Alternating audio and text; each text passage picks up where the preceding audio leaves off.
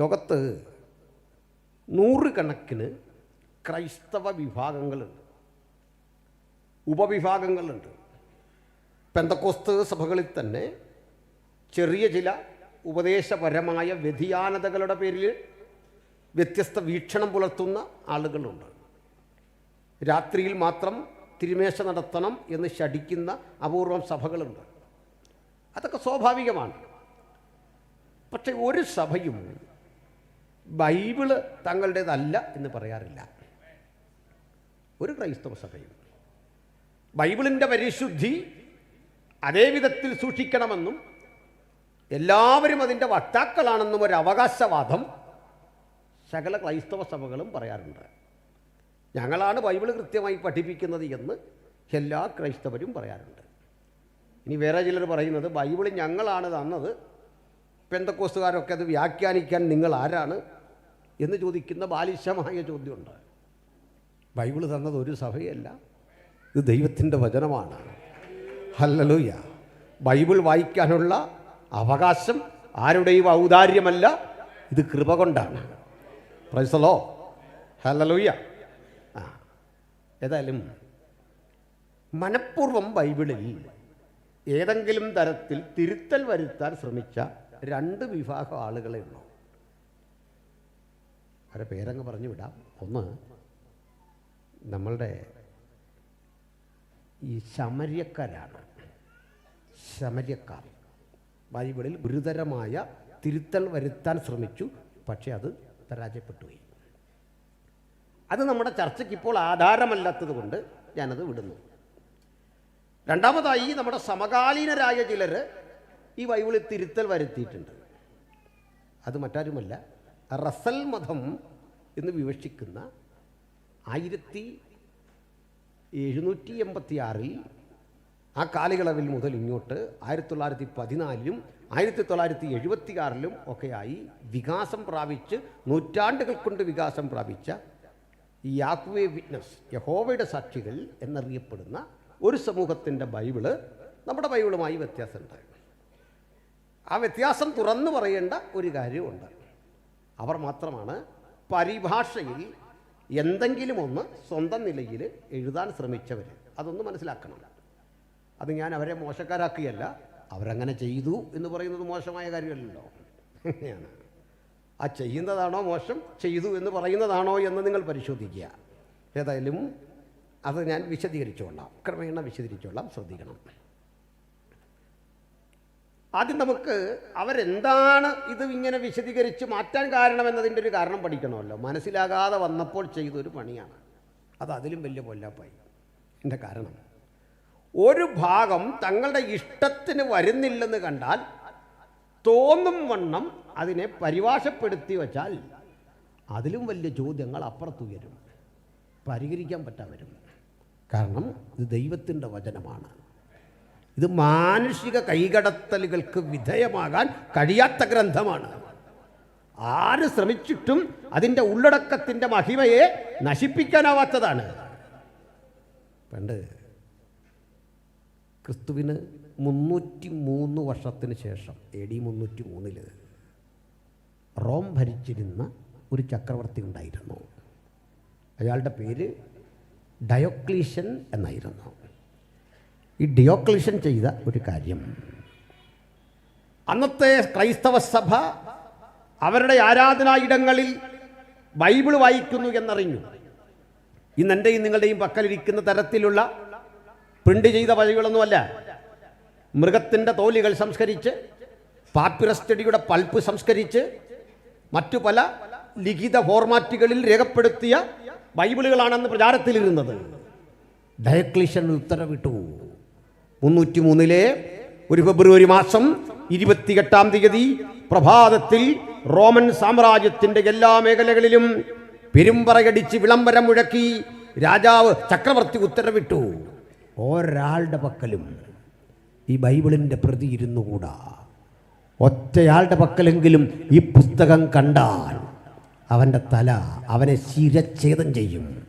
അതും വെറുതെയാവില്ല. മക്കളുടെ മുമ്പിൽ, ഭാര്യയുടെ മുമ്പിൽ തെരുവോരത്ത് കൊണ്ടുവന്നിട്ട് ഇവൻ്റെ ശിരസ് വെട്ടിക്കളയും, തലയറുത്ത് കളയും. കിട്ടിയവരുടെയൊക്കെ പക്കൽ നിന്ന് ഡയോക്ലീഷ്യൻ്റെ പടയാളികൾ വേദപുസ്തകത്തിൻ്റെ അന്നത്തെ പതിപ്പുകൾ പിടിച്ചു വാങ്ങി.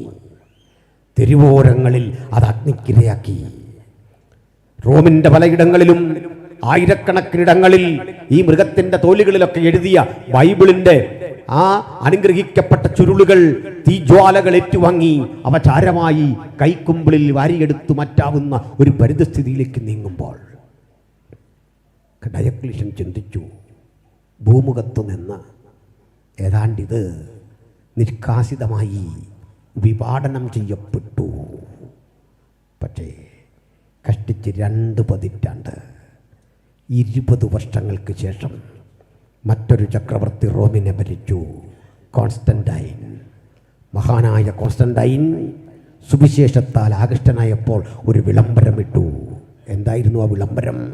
ബൈബിളിൻ്റെ പ്രതികൾ ഏതെങ്കിലും ഒരാളുടെ പക്കലുണ്ടെങ്കിൽ പരിഭാഷകൾ സ്വീകരിക്കേണ്ടതിന്, പ്രതികൾ എടുക്കേണ്ടതിന്, അത് വീണ്ടും വീണ്ടും ജനകീയമാക്കേണ്ടതിന് ഒരു പുസ്തകമെങ്കിലും ഒന്ന് കണ്ടുകിട്ടിയിരുന്നെങ്കിൽ കൊള്ളായിരുന്നു.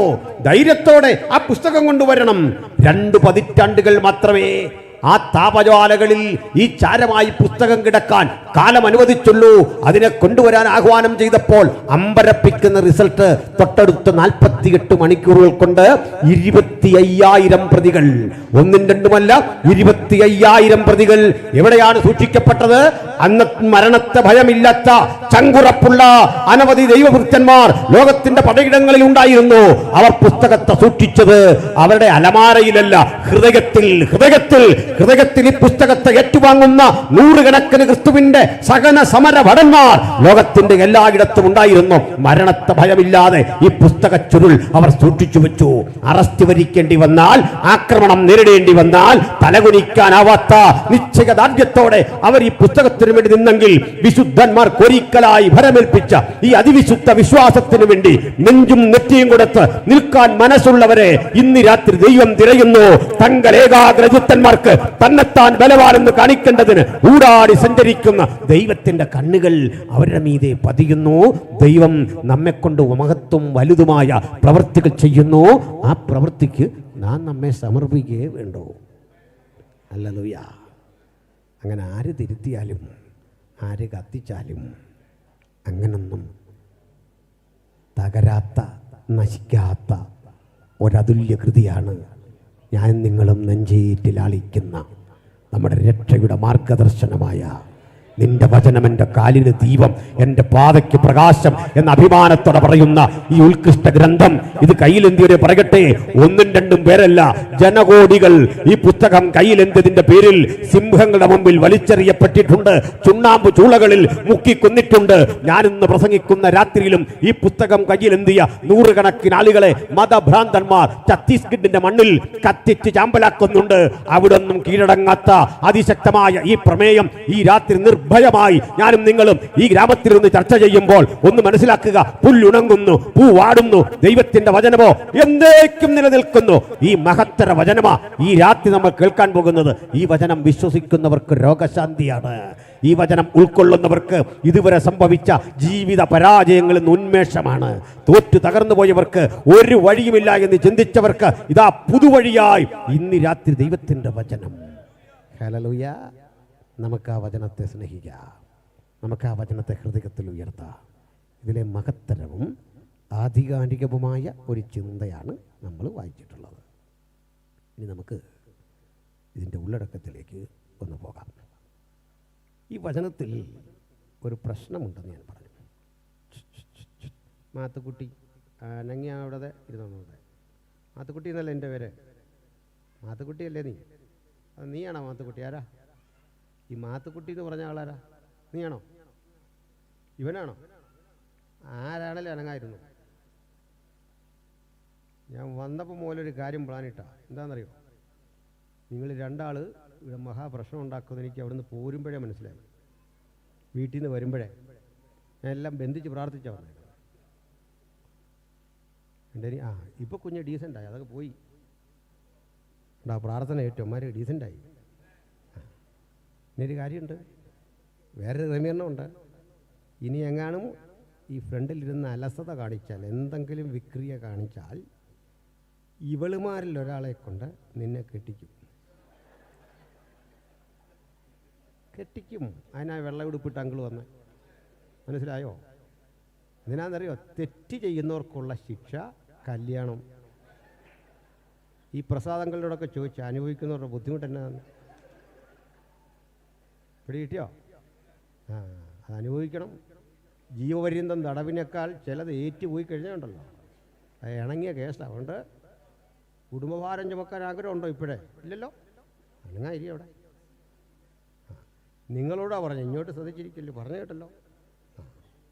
ശരി, നമുക്കിനി മുമ്പോട്ട് പോയാൽ അവർ ഡീസൻ്റായി, ഇനി നമ്മൾ ഡീസൻ്റായാൽ മതി. കല്യാണം കഴിച്ചവർ കേട്ടോ, അവർ നീറ്റായി. ഈ കുഞ്ഞുങ്ങൾ വളരെ ഡീസൻ്റായിട്ടിരിപ്പുണ്ട്. അവളുമാർക്ക് താല്പര്യമില്ല, വളരെ ഡീസൻ്റാണ്. പോട്ടെ. അപ്പം നമ്മുടെ വിഷയത്തിൽ വരാം. ആദിയിൽ വചനമുണ്ടായിരുന്നു. ആദിയിൽ വചനമുണ്ടായിരുന്നു, വചനം ദൈവമായിരുന്നു. അങ്ങനെയാണെങ്കിൽ അത് ചുരുക്കി പറയാം, വചനം സമം ദൈവം. എളുപ്പമില്ലേ? ആദിയിൽ വചനമുണ്ടായിരുന്നു, വചനം ദൈവമായിരുന്നു എന്ന് പറഞ്ഞാൽ വചനം തന്നെ ദൈവം. പക്ഷെ അടുത്തത് വചനം ദൈവത്തോടുകൂടെയായിരുന്നു. ദൈവം ദൈവത്തോടുകൂടെയോ? കണ്ടോ? ഇതാ ഞാൻ പറഞ്ഞ സംശയം വരുമെന്ന്. പിടികിട്ടിയോ? ആദിയിൽ വചനമുണ്ടായിരുന്നു, വചനം ദൈവമായിരുന്നു, വചനം ദൈവത്തോടുകൂടെയായിരുന്നു. അപ്പോൾ വചനം ദൈവമാണെങ്കിൽ ദൈവം ദൈവത്തോടുകൂടെയോ? ഇതാ ചോദ്യം, ഇതാ സംശയം. ഈ സംശയം പലർക്കും ഉണ്ടായി. അതുകൊണ്ട് യാഹ്വേ വിറ്റ്നസിൻ്റെ പുതുലോക ഭാഷാന്തരം ന്യൂ വേൾഡ് ട്രാൻസ്ലേഷനിൽ അവർ ഇത് പരിഹരിക്കാനൊരു പണി നടത്തി. അവരുടെ ബൈബിൾ എടുത്താൽ ഇങ്ങനെ കാണാം: ആദിയിൽ വചനമുണ്ടായിരുന്നു, വചനവും ഒരു ദൈവമായിരുന്നു. ഈ എന്നുള്ളത് ഒരു എന്നുള്ളതും അവർ ഫ്രീ ആയിട്ടിട്ടതാണ്. മനസ്സിലല്ലേ? ആദിയിൽ വചനമുണ്ടായിരുന്നു, വചനവും ഒരു ദൈവമായിരുന്നു. ദൈവമായിരുന്നില്ല, വചനവും ഒരു ദേവനായിരുന്നു. ദേവൻ. വചനം ദൈവത്തോടു കൂടെ ആയിരുന്നു. അതായത് ദേവൻ ദൈവത്തോടു കൂടെ എന്ന് പറഞ്ഞാൽ വലിയ അപകടമില്ല. ദൈവം ദൈവത്തോടു കൂടെ എന്ന് പറഞ്ഞാൽ ഭയങ്കര പ്രശ്നം. ഈ പ്രശ്നത്തിൻ്റെ ചുരുളഴിക്കാൻ ലോകത്തൊറ്റ യൂണിറ്റേറിയനും കഴിഞ്ഞിട്ടില്ല. അത് കഴിഞ്ഞത് പിതാവ്, പുത്രൻ, പരിശുദ്ധാത്മാവ് എന്ന ത്രിയേക സത്യം വിശ്വസിക്കുന്ന ദൈവമക്കൾക്ക് മാത്രം ആ ചുരുളും അതിൻ്റെ പൊരുളും തിരിച്ചറിയാൻ പറ്റൂ. ഹല്ലേലൂയ. അപ്പം വിശുദ്ധ ത്രിയേകത്വത്തെ പറ്റിയുള്ള ഏറ്റവും പ്രാക്തനമായ പൗരാണികമായ സൂചനയാണ് ആദിയിൽ വചനമുണ്ടായിരുന്നു, വചനം ദൈവമായിരുന്നു, വചനം ദൈവത്തോടുകൂടെയായിരുന്നു. അപ്പോൾ ആളുകളുടെ ചോദ്യം ചോദിക്കും, ഈ ത്രിയേകത്വം എന്നൊരു പദം ബൈബിളിലുണ്ടോ? അങ്ങനൊരു പദമൊന്നും ബൈബിളിലില്ല. ഇല്ലാത്ത പദം ഉണ്ടെന്ന് പറയേണ്ട കാര്യമില്ലല്ലോ. കണ്ടോ? അങ്ങനെ ഒരു പദം ഇല്ലാന്നേ സംശയിക്കണ്ട. പിന്നെ നിങ്ങൾ എന്തിനാ തൃത്വം ത്രിയേകത്വം എന്ന് പറയുന്നേ? ബൈബിളിൽ ത്രിയേകത്വം ഉള്ളതുകൊണ്ടാണ് നമ്മളിത് പറയുന്നത്. അപ്പോൾ എന്താ ഈ ത്രിയേകത്വം? വളരെ നിസാരം, വളരെ എളുപ്പം. നിസാരമല്ല, എളുപ്പത്തിൽ മനസ്സിലാകാം. എന്നോട് ചോദിക്കുക, ആരാണ് താങ്കളെ തൃത്വം പഠിപ്പിച്ചത്? ഞാൻ പറയും യേശു ക്രിസ്തുവാണ്. എന്താ കാര്യം? യേശുവാണ് പറഞ്ഞത്, പിതാവിൻ്റെയും പുത്രൻ്റെയും പരിശുദ്ധാത്മാവിൻ്റെയും നാമത്തിൽ. അത് തന്നെ തൃത്വം. മനസ്സിലായില്ല? അതാണെന്ന് തൃത്വം, വേറെ ഒന്നുമല്ല. വേറെ വല്ല വ്യാഖ്യാനം ഉണ്ടോ? പിതാവ്, പുത്രൻ, പരിശുദ്ധാത്മാവ് എന്ന് നിങ്ങൾ വിശ്വസിക്കുന്നെങ്കിൽ അതാണ് ത്രിയേകത്വം. ആ പദമില്ലാത്തതാണ് പ്രശ്നം.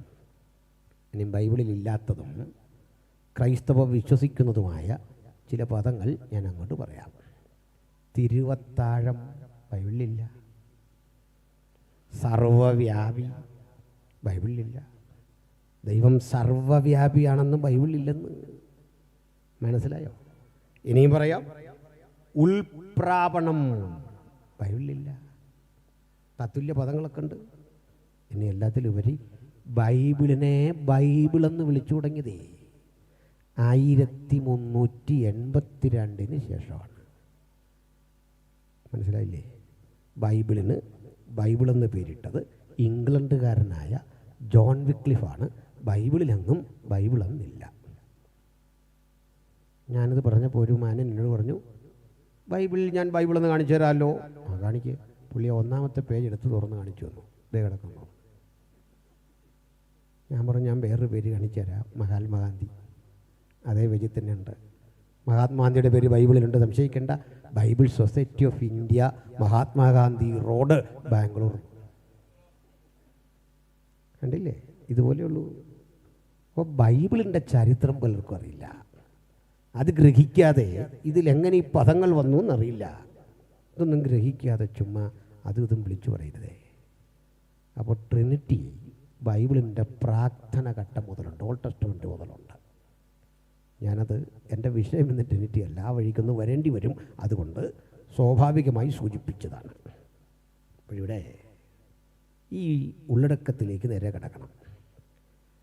ആദിയിൽ വചനമുണ്ടായിരുന്നു. ഏതാദിയിൽ? എന്തിൻ്റെ ആദിയിൽ? ഈ ആദിയിൽ എന്ന് പറയുന്നതിൻ്റെ ഗ്രീക്ക് ശബ്ദം ആർക്കേ, NRK. ആദിയിൽ വചനമുണ്ടായിരുന്നു. എന്തിൻ്റെ ആദിയിൽ? ഉൽപ്പത്തിയിൽ പറയുന്നു, ബെറിഷിത് ബാറാ എലോഹി യത് ഹാ ഷമായി വേഹ ഇററ്റ്സ് എന്ന് വെച്ചാൽ ആദിയിൽ എലോഹിയും സ്വർഗങ്ങളും ഭൂമിയും ഉണ്ടാക്കി. ആകാശഭൂമി നല്ല ശരി പരിഭാഷ. ആദിയിൽ എലോഹിയും സർവശക്തൻ സ്വർഗങ്ങളെയും, ബഹുവചനമാ, ഭൂമിയെയും ഉളവാക്കി. ഇംഗ്ലീഷിൽ കുറെ കൂടി വ്യക്തമാ, in the beginning God created heavens and earth, not heaven, heavens and earth. തത്തുല്യ എബ്രായ പദമാണ് ഷമായി. ദൈവം ആദിയിൽ ഷമായിമിനെയും എർത്തിനെയും, അതായത് ഈ ഭൂമിയെയും സൃഷ്ടിച്ചു, ഉളവാക്കി. അങ്ങനെയെങ്കിൽ നമുക്ക് ലോകത്തിൻ്റെ ഒരു ചരിത്രം തുടങ്ങാൻ ഉൽപ്പത്തി പുസ്തകത്തിൽ നിന്നൊരു വരയിട്ടാൽ അങ്ങനെ മുമ്പോട്ട് പോകുക. ആദിയിൽ ദൈവം സൃഷ്ടിച്ചു, അതാ സ്റ്റാർട്ടിംഗ് പോയിന്റ്. അവിടെ നിന്ന് ഇങ്ങനെ പോയി അന്തമില്ലാതെ പോകുന്ന ഒന്നല്ല ബൈബിളിൻ്റെ ചരിത്രം. എളുപ്പത്തിൽ മനസ്സിലാക്കാൻ ഞാനിട്ട ഈ വര ഞാൻ തന്നെ മായ്ക്കുന്നു. കാരണം ആദിയിൽ എന്ന ഉൽപ്പത്തിയിലെ പ്രയോഗം നിങ്ങൾക്ക് എവിടെയാണ് സ്ഥാപിക്കാൻ സാധിക്കുന്ന അറിയണ്ടേ? ഒരു രേഖ വരച്ചിട്ട് ആ രേഖയുടെ തുടക്കത്തിൽ നിങ്ങൾക്ക് ആദി എന്നത് കുത്താൻ കഴിയില്ല. കാരണം അതിനു മുമ്പും ദൈവമുണ്ടായിരുന്നു, അതിനു മുമ്പ് ദൂതഗണങ്ങളുണ്ടായിരുന്നു, അതിനു മുമ്പ് ദൈവത്തെ ആരാധിക്കുന്ന സംവിധാനമുണ്ടായിരുന്നു. അപ്പോൾ അതിൻ്റെ ആദി എന്താ? ആ ആദിയും ആ ബിഗിനിങ് കണ്ടുപിടിക്കാൻ സാധിക്കില്ല. പക്ഷേ ഞാൻ നിങ്ങളെ കൊണ്ട് ഇന്നത് കണ്ടുപിടിപ്പിച്ചിട്ടിരിക്കും. വളരെ എളുപ്പമാണ്. അതിനൊരു പണിയുള്ളൂ. നമുക്ക് ഈ രേഖ മാറ്റിയിട്ട് ഒരു വൃത്തം വരച്ചാട്ട മനസ്സിൽ ഒരു വൃത്തം വരച്ചിട്ട് അതിൻ്റെ തുടക്കമൊന്ന് കണ്ടുപിടിക്കാമോ? രേഖയുടെ തുടക്കം എവിടെങ്കിലും കണ്ടുപിടിക്കാം, ഒരു വൃത്തത്തിൻ്റെ തുടക്കം കണ്ടുപിടിക്കാൻ കഴിയില്ല. പക്ഷെങ്കിൽ നമുക്കിവിടെ ഒരു തുടക്കം സൃഷ്ടിക്കാം. ഈ വൃത്തത്തിൽ എവിടെ വേണമെങ്കിലും നിങ്ങൾക്ക് ഈ വരയിൽ കുത്താം. ഈ വരയിൽ കുത്തിയാൽ അതാ ഉൽപ്പത്തിയിലെ ആദി പുറകെ കിടപ്പുണ്ട്. പക്ഷെ മറ്റേത് ചരിത്രത്തിൽ നിന്നും വിഭിന്നമായി നിങ്ങൾ സഞ്ചരിച്ച് വരുന്നത് വീണ്ടും പഴയ സ്ഥലത്ത്. എന്താ ഇങ്ങനെ പറയാൻ കാരണം? പറയാം. മനുഷ്യൻ സ്ഥലം, കാലം എന്നിവയ്ക്ക് വിധേയനാണ്. ദൈവം സ്ഥലത്തിനും കാലത്തിനും വിധേയനല്ല. അതുകൊണ്ട് ദൈവത്തെക്കുറിച്ച് പറയുമ്പോൾ ആദ്യവും അവസാനവുമില്ലാത്തത് വൃത്തം കണക്കെ നാം ചരിത്രത്തെ എടുത്തു പഠിച്ചാൽ മനസ്സിലാകും. ഒന്നും നേരെ മുമ്പോട്ട് പോകുകയല്ല, തിരികെ പിന്നിലേക്ക് ഈ വൃത്തം ഇങ്ങനെ പൂർത്തീകരിച്ചുകൊണ്ടിരിക്കുക. അത് ദൈവജ്ഞാനത്തിൻ്റെ സമ്പൂർണതയായി നിരന്തരം ചലിക്കുന്ന ആ ചരിത്രത്തിൻ്റെ ചക്രമായി അതിങ്ങനെ പ്രശോഭിച്ചുകൊണ്ടിരിക്കുക. അതിൻ്റെ ഒരു ഭാഗത്ത് കുത്തുമ്പോൾ നിങ്ങൾക്ക് കിട്ടും ആദിയിൽ ദൈവം സ്വർഗങ്ങളും ഭൂമിയും സൃഷ്ടിച്ചു. അപ്പോൾ യോഹന്നാൻ പറഞ്ഞതോ അതിൻ്റെ പിന്നിൽ ആദിയിൽ വചനമുണ്ടായിരുന്നു. എവിടെ? നിങ്ങൾ കുത്തിയ ആ പോയിന്റിന് പിന്നിൽ വചനമുണ്ടായിരുന്നു. വചനം അന്ന് ദൈവത്തോടു കൂടെയായിരുന്നു. വചനം ദൈവമായിരുന്നു. എന്തിനാണ് ഉപദേശി ഇങ്ങനെ പറയുന്നതെന്നല്ലേ? ഈ വൃത്തം ഞാൻ ഇട്ടൊന്നുമല്ല. പിന്നെ പറയാം, ഇത് യേശു തന്നെ ഇട്ടതാണെന്ന്. കർത്താവ് അങ്ങനെ ഒരു വൃത്തം ഇട്ടോ? ഇട്ടെന്നേ. എങ്ങനെ? പറയാം. നമ്മൾ നിത്യത മുമ്പോട്ട് ചിന്തിക്കുമ്പോൾ യേശുവിന് നിത്യത മുമ്പോട്ടുമല്ല പുറകോട്ടുമല്ല. കാരണം യേശു കർത്താവ് സമയത്തിന് വിധേയനല്ല, ഗതിഭേദങ്ങളുടെ ആച്ഛാദനമില്ലാത്തവൻ. അതാ കർത്താവിൻ്റെ പ്രത്യേകത. കാലം ബാധിക്കുന്നില്ല അവനെ, കാലത്തിന് അവൻ വിധേയനാകുന്നില്ല. കാലത്തിന് വിധേയനായി എപ്പോൾ? 33.5 വയസ്സ് വരെ. അതിനു മുമ്പുള്ള കാലത്ത് എടുത്താൽ കാലത്തിന് വിധേയനാകാത്ത, പ്രായാധിക്യം ബാധിക്കാത്ത, യാതൊരു തരത്തിലും കാലവും സമയവും ബാധിക്കാത്ത ആ ദൈവപുത്രൻ ഒരിക്കലും കാലത്തെ മുമ്പോട്ട് നയിക്കുന്നുവെന്നോ പുറകോട്ട് നയിക്കുന്നുവെന്നോ പറയാൻ പറ്റില്ല. പിന്നെങ്ങനെ? പറയാം. ഈ വൃത്തമിട്ട കാര്യം ഞാൻ പറയാം. എങ്ങനെയെന്നറിയണ്ടേ? പ്രിയരെ, യേശു ഗത്സമനയിൽ പ്രാർത്ഥിക്കുന്നൊരു പ്രാർത്ഥന കൃത്യമായി യോഹന്നാന്റെ സുവിശേഷം 17-ാം അധ്യായത്തിൽ രേഖപ്പെടുത്തിയിട്ടുണ്ട്. എന്താ പറയുന്നറിയണ്ടേ? പ്രാണവേദനയിലായ കർത്താവ് അറസ്റ്റ് വരിക്കാൻ തുടങ്ങുക ഒരു പ്രാർത്ഥന. അവിടുന്ന് 2-ാം അധ്യായം യോഹന്നാന്റെ സുവിശേഷത്തിൽ പറഞ്ഞു, പിതാവേ, സ്ത്രീയെ, എൻ്റെ നാഴിക വന്നിട്ടില്ല. ഇതാ പറഞ്ഞേ. ഇടയ്ക്കിടയ്ക്ക് പറയും അവൻ്റെ നാഴിക വന്നിട്ടില്ലായിരുന്നു. എന്നാലേ 17-ാം അധ്യായത്തിൽ പറയുക, പിതാവേ, നാഴിക വന്നിരിക്കുന്നു. ഈ നാഴിക വന്നിരിക്കുന്നു. നിന്റെ പുത്രൻ നിന്നെ മഹത്വപ്പെടുത്തുവാനുള്ള നാഴിക വന്നിരിക്കുന്നു. ഇത്രയും പറഞ്ഞ കർത്താവ് ഒന്ന് പറഞ്ഞു, പിതാവേ, ലോകാരംഭത്തിന് മുമ്പ് എനിക്ക് നിന്റെ അടുക്കൽ ഉണ്ടായിരുന്ന മഹത്വത്തിലേക്ക് എന്നെ ചേർക്കണം. മോശ ഉൽപ്പത്തി എഴുതുമ്പോൾ, ഭൂമിയെ സൃഷ്ടിക്കുമ്പോൾ, ചന്ദ്രനെ സൃഷ്ടിക്കുമ്പോൾ, ആകാശത്തെ സൃഷ്ടിക്കുമ്പോൾ, ചരാചരങ്ങളെ സൃഷ്ടിക്കും മുമ്പ്, പിതാവേ, എനിക്ക് തിരുമുമ്പാകെ നിന്റെ അടുക്കൽ ഉണ്ടായിരുന്ന ആ മഹത്വത്തിലേക്ക് എന്നെ കൈക്കൊള്ളണം, എന്നെ അവിടേക്ക് തിരികെ എത്തിക്കണം. അപ്പോൾ നിങ്ങളൊന്ന് മനസ്സിലാക്കുക, ഈ മഹത്വം എങ്ങനെയെന്നറിയാൻ വെളിപ്പാട് പുസ്തകം 22-ാം അധ്യായത്തിൽ പുത്രന്റെ നിത്യതയിലെ പദവി പറയുന്നുണ്ട്. ഞാൻ നോക്കിക്കൊണ്ടിരിക്കെ ശുദ്ധ പളുങ്കിനൊത്ത ഒരു കണ്ണാടിക്കടൽ, ദൈവത്തിന്റെ സിംഹാസനം, ദൈവത്തിന്റെയും, അവിടെ പറയാണ്, ഞാൻ നോക്കുമ്പോൾ ദൈവത്തിന്റെയും കുഞ്ഞാടിന്റെയും സിംഹാസനത്തിന്റെ മുമ്പിൽ നിന്ന് പളുങ്കിനൊത്ത കണ്ണാടിക്കടൽ പുറപ്പെടുന്നു. ആ പുറപ്പെടുന്ന കണ്ണാടിക്കടലിൽ മുമ്പാകെ യഹോവയുടെ 7 ആത്മാക്കളായ 7 ദീപങ്ങൾ ജ്വലിച്ചുകൊണ്ടിരിക്കുന്നു. അങ്ങനെ നിത്യതയിൽ ദൈവദാസനം കണ്ട ദർശനത്തിൽ യഹോവയുടെ ആത്മാവ്, ദൈവത്തിന്റെ പരിശുദ്ധാത്മാവുണ്ട്, ദൈവത്തിന്റെ പുത്രനുണ്ട്, ദൈവപിതാവുണ്ട്, പിതാവും പുത്രനും പരിശുദ്ധാത്മാവും ആ നിത്യതയിൽ ഉണ്ടായിരുന്ന മഹത്വത്തിലേക്കാണ് വെളിപ്പാട് പുസ്തകക്കാരന്റെ മനന വ്യാപാരങ്ങളെ ദൈവം കൊണ്ടെത്തിക്കുന്നതെങ്കിൽ, ദൈവമേ, അതായിരുന്നു ലോകാരംഭത്തിന് മുമ്പ് പുത്രന് പിതാവിൻ്റെ അരികിലുള്ള മഹത്വം. ചുരുക്കി പറഞ്ഞാൽ വെളിപ്പാട് പുസ്തകം പറിച്ചെടുത്ത് ഉൽപ്പത്തിക്ക് പിന്നിൽ സ്ഥാപിച്ചാൽ ഇതിൻ്റെ ഉത്തരം കിട്ടും. ഈ വൃത്തം ഇപ്പോൾ കൃത്യമായി കഴിഞ്ഞു. ചുരുക്കി പറഞ്ഞാൽ നിത്യത എന്ന് പറഞ്ഞാൽ വരാനിരിക്കുന്ന നിത്യതയിലേക്ക് നമ്മളിങ്ങനെ യാത്ര ചെയ്ത് ചെല്ലുന്നത് എവിടെയാണെന്നറിയണ്ടേ?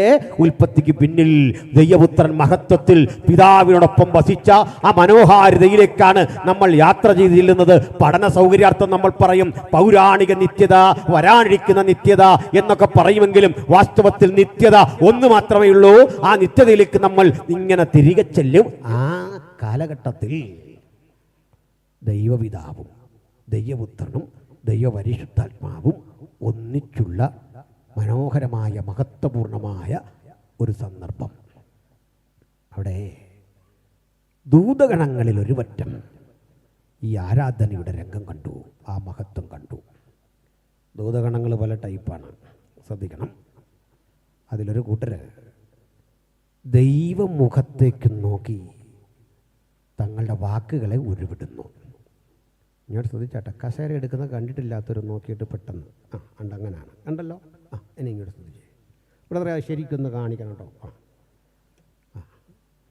ഞാനത് ഒത്തിരി കണ്ടിട്ടുണ്ട്, അവിടെ ശ്രദ്ധിക്കാൻ. ഞാൻ ആദ്യം കാണുന്ന കാഴ്ചകളൊക്കെ മനുഷ്യൻ ശ്രദ്ധിച്ചു, കണ്ടില്ലെങ്കിൽ മാത്രം എഴുന്നേറ്റ് നോക്കണോ? നോക്കിയോ, ഞാനങ്ങനെ അലമ്പുണ്ടാക്കുന്ന ഒരാളൊന്നുമല്ല. അതിന് നിങ്ങളെ വഴക്ക് പറയത്തൊന്നുമില്ല. ആ ടെംപ്ടേഷൻ അങ്ങ് മാറട്ടെ. അതിനാ മാറിയില്ലേ?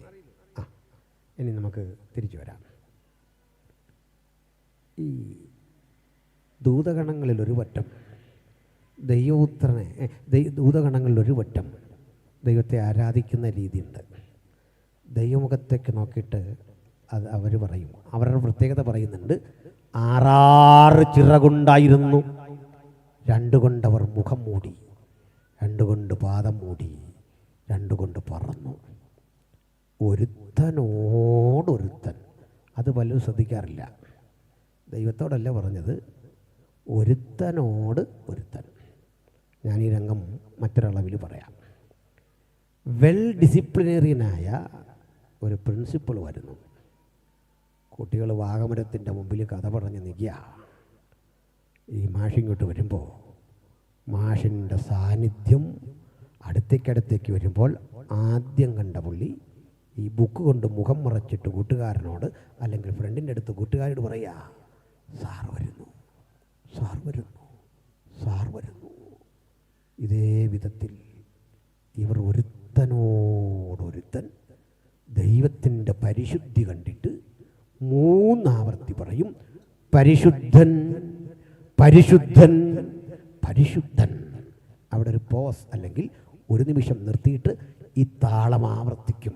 കാരണം 3 പേർക്ക് വേണ്ടി ഇവർ നിരന്തരം പറഞ്ഞുകൊണ്ടിരിക്കുക, God the Father you are holy, God the Son you are holy, God the Holy Spirit you are holy, holy holy holy എന്ന് പിതാവിനും പുത്രനും പരിശുദ്ധാത്മാവിനും ഒരുപോലെ ഇങ്ങനെ അതിൻ്റെ മഹനീയത വർണ്ണിച്ചു പരസ്പരം വർണ്ണിച്ചു കൊണ്ടിരിക്കവേ മറ്റൊരു ഗ്രൂപ്പുണ്ട്. അവർ ഈ കാഴ്ചക്കൊപ്പം വിസ്തൃത പ്രപഞ്ചത്തിലേക്ക് നോക്കി, സൂര്യചന്ദ്രാദികളെ നോക്കി, വിശാല സമുദ്രത്തെ നോക്കി, ആർത്തലക്കുന്ന തിരമാലകൾ കലിതുള്ളി കരക്കേക്കടുക്കുമ്പോൾ പഞ്ചസാര മണലുകൾക്ക് സമാനമായ മണ്ണ് വിരിച്ചിട്ട് ഇവിടെ നിന്റെ ഗർവമടങ്ങും, ഇതിൻ്റെ കരയ്ക്ക് നിനക്ക് കടക്കാനാവില്ല എന്ന് പറഞ്ഞ് അതിർ വിരിച്ചിരിക്കുന്ന കാഴ്ച കണ്ടു. കോടാനുകൂടി ഗോളങ്ങളുടെ തേജോപൂരിതമായ ആ കാഴ്ച കണ്ടു. അവയുടെ ഭ്രമണങ്ങൾ കണ്ടു, സംക്രമണങ്ങൾ കണ്ടു. സ്വന്തം ഓർബിറ്റലിലൂടെ സഞ്ചരിക്കുന്ന 1000 കോടി താരാപഥങ്ങളെ കണ്ടു. കണ്ടിട്ട് ഈ സൃഷ്ടിയുടെ മഹത്വം വാഴ്ത്തിക്കൊണ്ട് ഇവർ പാടും, സകല പ്രപഞ്ചവും മുഴുലോകവും അവൻ്റെ മഹത്വം കൊണ്ട് നിറഞ്ഞിരിക്കുന്നു, നിറഞ്ഞിരിക്കുന്നു, നിറഞ്ഞിരിക്കുന്നു. ഒരു കൂട്ടം ആളുകൾ സിംഹാസനത്തിന് അഭിമുഖം നിന്നുകൊണ്ട് ഹോളി ഹോളി ഹോളി എന്ന് പറയുമ്പോൾ പ്രതിഗാനം പോലെ അടുത്ത ഗ്രൂപ്പ് പറയുക, സകല പ്രപഞ്ചവും അവിടുത്തെ മഹത്വം കൊണ്ട് നിറഞ്ഞിരിക്കുന്നു. ഇങ്ങനെ പിതാവും പുത്രനും പരിശുദ്ധാത്മാവും സമനിത്യരായി കഴിയും കാലം. സമനിത്യരെന്നൊക്കെ ഉണ്ടെന്നേ ഫിലിപ്പിയർ 4 പറയാ. അവൻ ദൈവരൂപത്തിലിരിക്കേ ദൈവത്തോടുള്ള സമത്വം മുറുകെ പിടിക്കണം എന്ന് വിചാരിക്കാതെ ദാസ്യരൂപമെടുത്തു വേഷത്തിൽ മനുഷ്യനായി വിളങ്ങി. സമത്വം. ഈ പരിശുദ്ധിയും മഹത്വവും പ്രകീർത്തിക്കുന്ന ഇടത്ത് വേറൊരു ഗ്രൂപ്പ് ഇത് ശ്രദ്ധിച്ചു. അവർക്കൊരു ക്യാപ്റ്റൻ ഉണ്ടായിരുന്നു. ആ ക്യാപ്റ്റൻ്റെ പേര് ലൂസിഫർ എന്നായിരുന്നു. പ്രഭാത നക്ഷത്രം എന്നർത്ഥം വരുന്നൊരു മനോഹര പദം. ഈ ലൂസിഫറിനൊപ്പം വലിയൊരു ഗണമുണ്ടായിരുന്നു. ഇദ്ദേഹം നല്ലൊരു മനുഷ്യനായിരുന്നു. നല്ല മനുഷ്യനല്ല, നല്ലൊരു വ്യക്തിയായിരുന്നു, ദൂതനാണ്. പക്ഷെ അദ്ദേഹത്തിന് ഒരു ദിവസം തോന്നി ഒരു നാശത്തിനായി ഒരു തോന്നൽ. എന്താ തോന്നലെന്നറിയണ്ടേ? ഞാൻ സ്വർഗത്തിൽ കയറും, അത്യുന്നതൻ്റെ സിംഹാസനത്തിനരികിൽ ഞാൻ എൻ്റെ ഇരിപ്പിടം വയ്ക്കും, ഞാൻ ദൈവത്തോട് സമനാകും. എന്ന് വച്ചാൽ 3 സമനിത്യരെ കണ്ടപ്പോൾ എനിക്കും അവർക്ക് സമനാകണം. പിന്നെ പറയാ, എൻ്റെ സിംഹാസനം അത്യുന്നതൻ്റെ സിംഹാസനത്തിൻ്റെ മീതെ വെക്കും. പ്രവാചകൻ പറയാ, നിന്നിൽ ഈ നീതികേട് ജനിക്കും വരെ നീ എത്ര നല്ല വ്യക്തിയായിരുന്നു, നിഷ്കളങ്കൻ. ഏത് നിഷ്കളങ്കനെയും അടിമുടി തകർക്കുന്ന അധികാരമോഹത്തിന്റെ ഗർവം അന്തരംഗത്തിൽ സാഹസമായി പുളഞ്ഞപ്പോൾ മറക്കുന്ന കെരൂബേ, ഞാൻ നിന്നെ ദേവപർവ്വതത്തിൽ ഇരുത്തിയിരുന്നു, അഗ്നിമയമായ രഥങ്ങൾക്ക് മധ്യേ നീ സഞ്ചരിച്ചു വന്നു.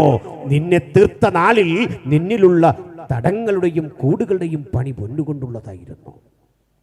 അതിലും പരിഭാഷയിൽ ഒരു മിസ്റ്റേക്ക് ഉണ്ട്. ശരിക്കും പറയുന്നത് ഇങ്ങനെയാ: നിന്നെ തീർത്ത നാളിൽ നിന്നിലുള്ള നാദസ്വരങ്ങളുടെയും സുഷിരവാദ്യങ്ങളുടെയും പണി പൊന്നുകൊണ്ടുള്ളതായിരുന്നു. മലയാളത്തിൽ കിടക്കുന്നത് തടങ്ങളുടെയും കൂടുകളുടെയും പണി. അപ്പം എന്താ എൻ്റെ അർത്ഥം എന്നറിയണ്ടേ? ഈ കെരൂബുകൾ ചിറക് വിടർത്തി മറയ്ക്കുമ്പോൾ സപ്ത നാദവും പൊഴിക്കുന്ന മനോഹര സംഗീതം. അവ സാഹസം കൊണ്ട് അന്തരംഗം ഗർവിച്ചു, അഹങ്കരിച്ചു. ദൈവം നിന്നെ അഗ്നിമയ രഥങ്ങളുടെ മധ്യേ നിന്ന് മുടിച്ചു കളഞ്ഞു.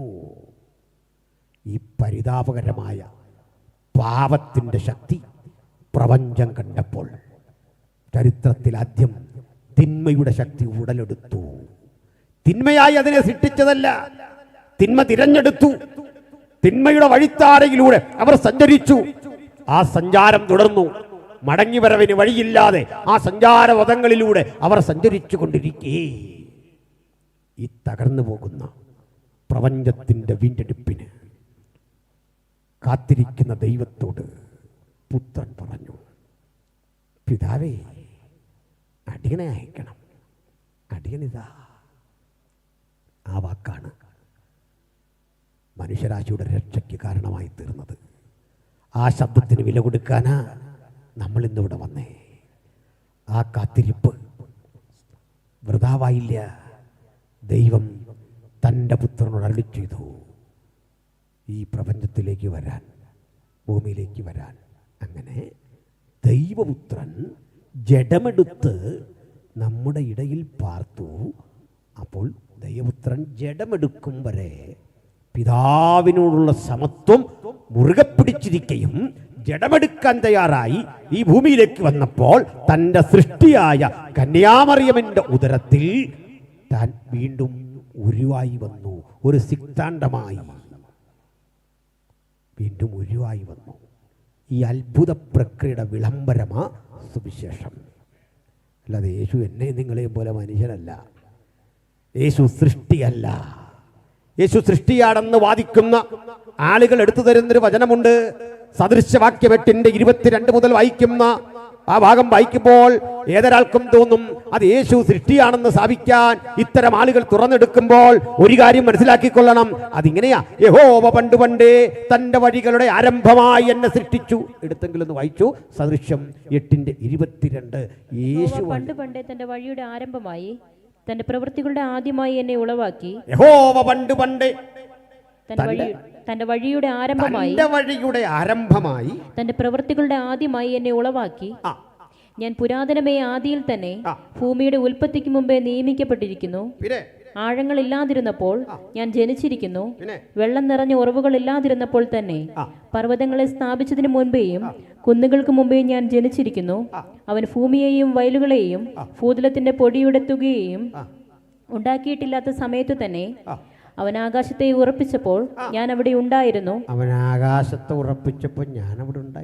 അവൻ ആഴത്തിന്റെ ഉപരിഭാഗത്ത് വൃത്തം വരച്ചപ്പോഴും അവൻ മീതെ മേഘങ്ങളെ ഉറപ്പിച്ചപ്പോഴും ആഴത്തിന്റെ ഉറവുകളിൽ തടിച്ചപ്പോഴും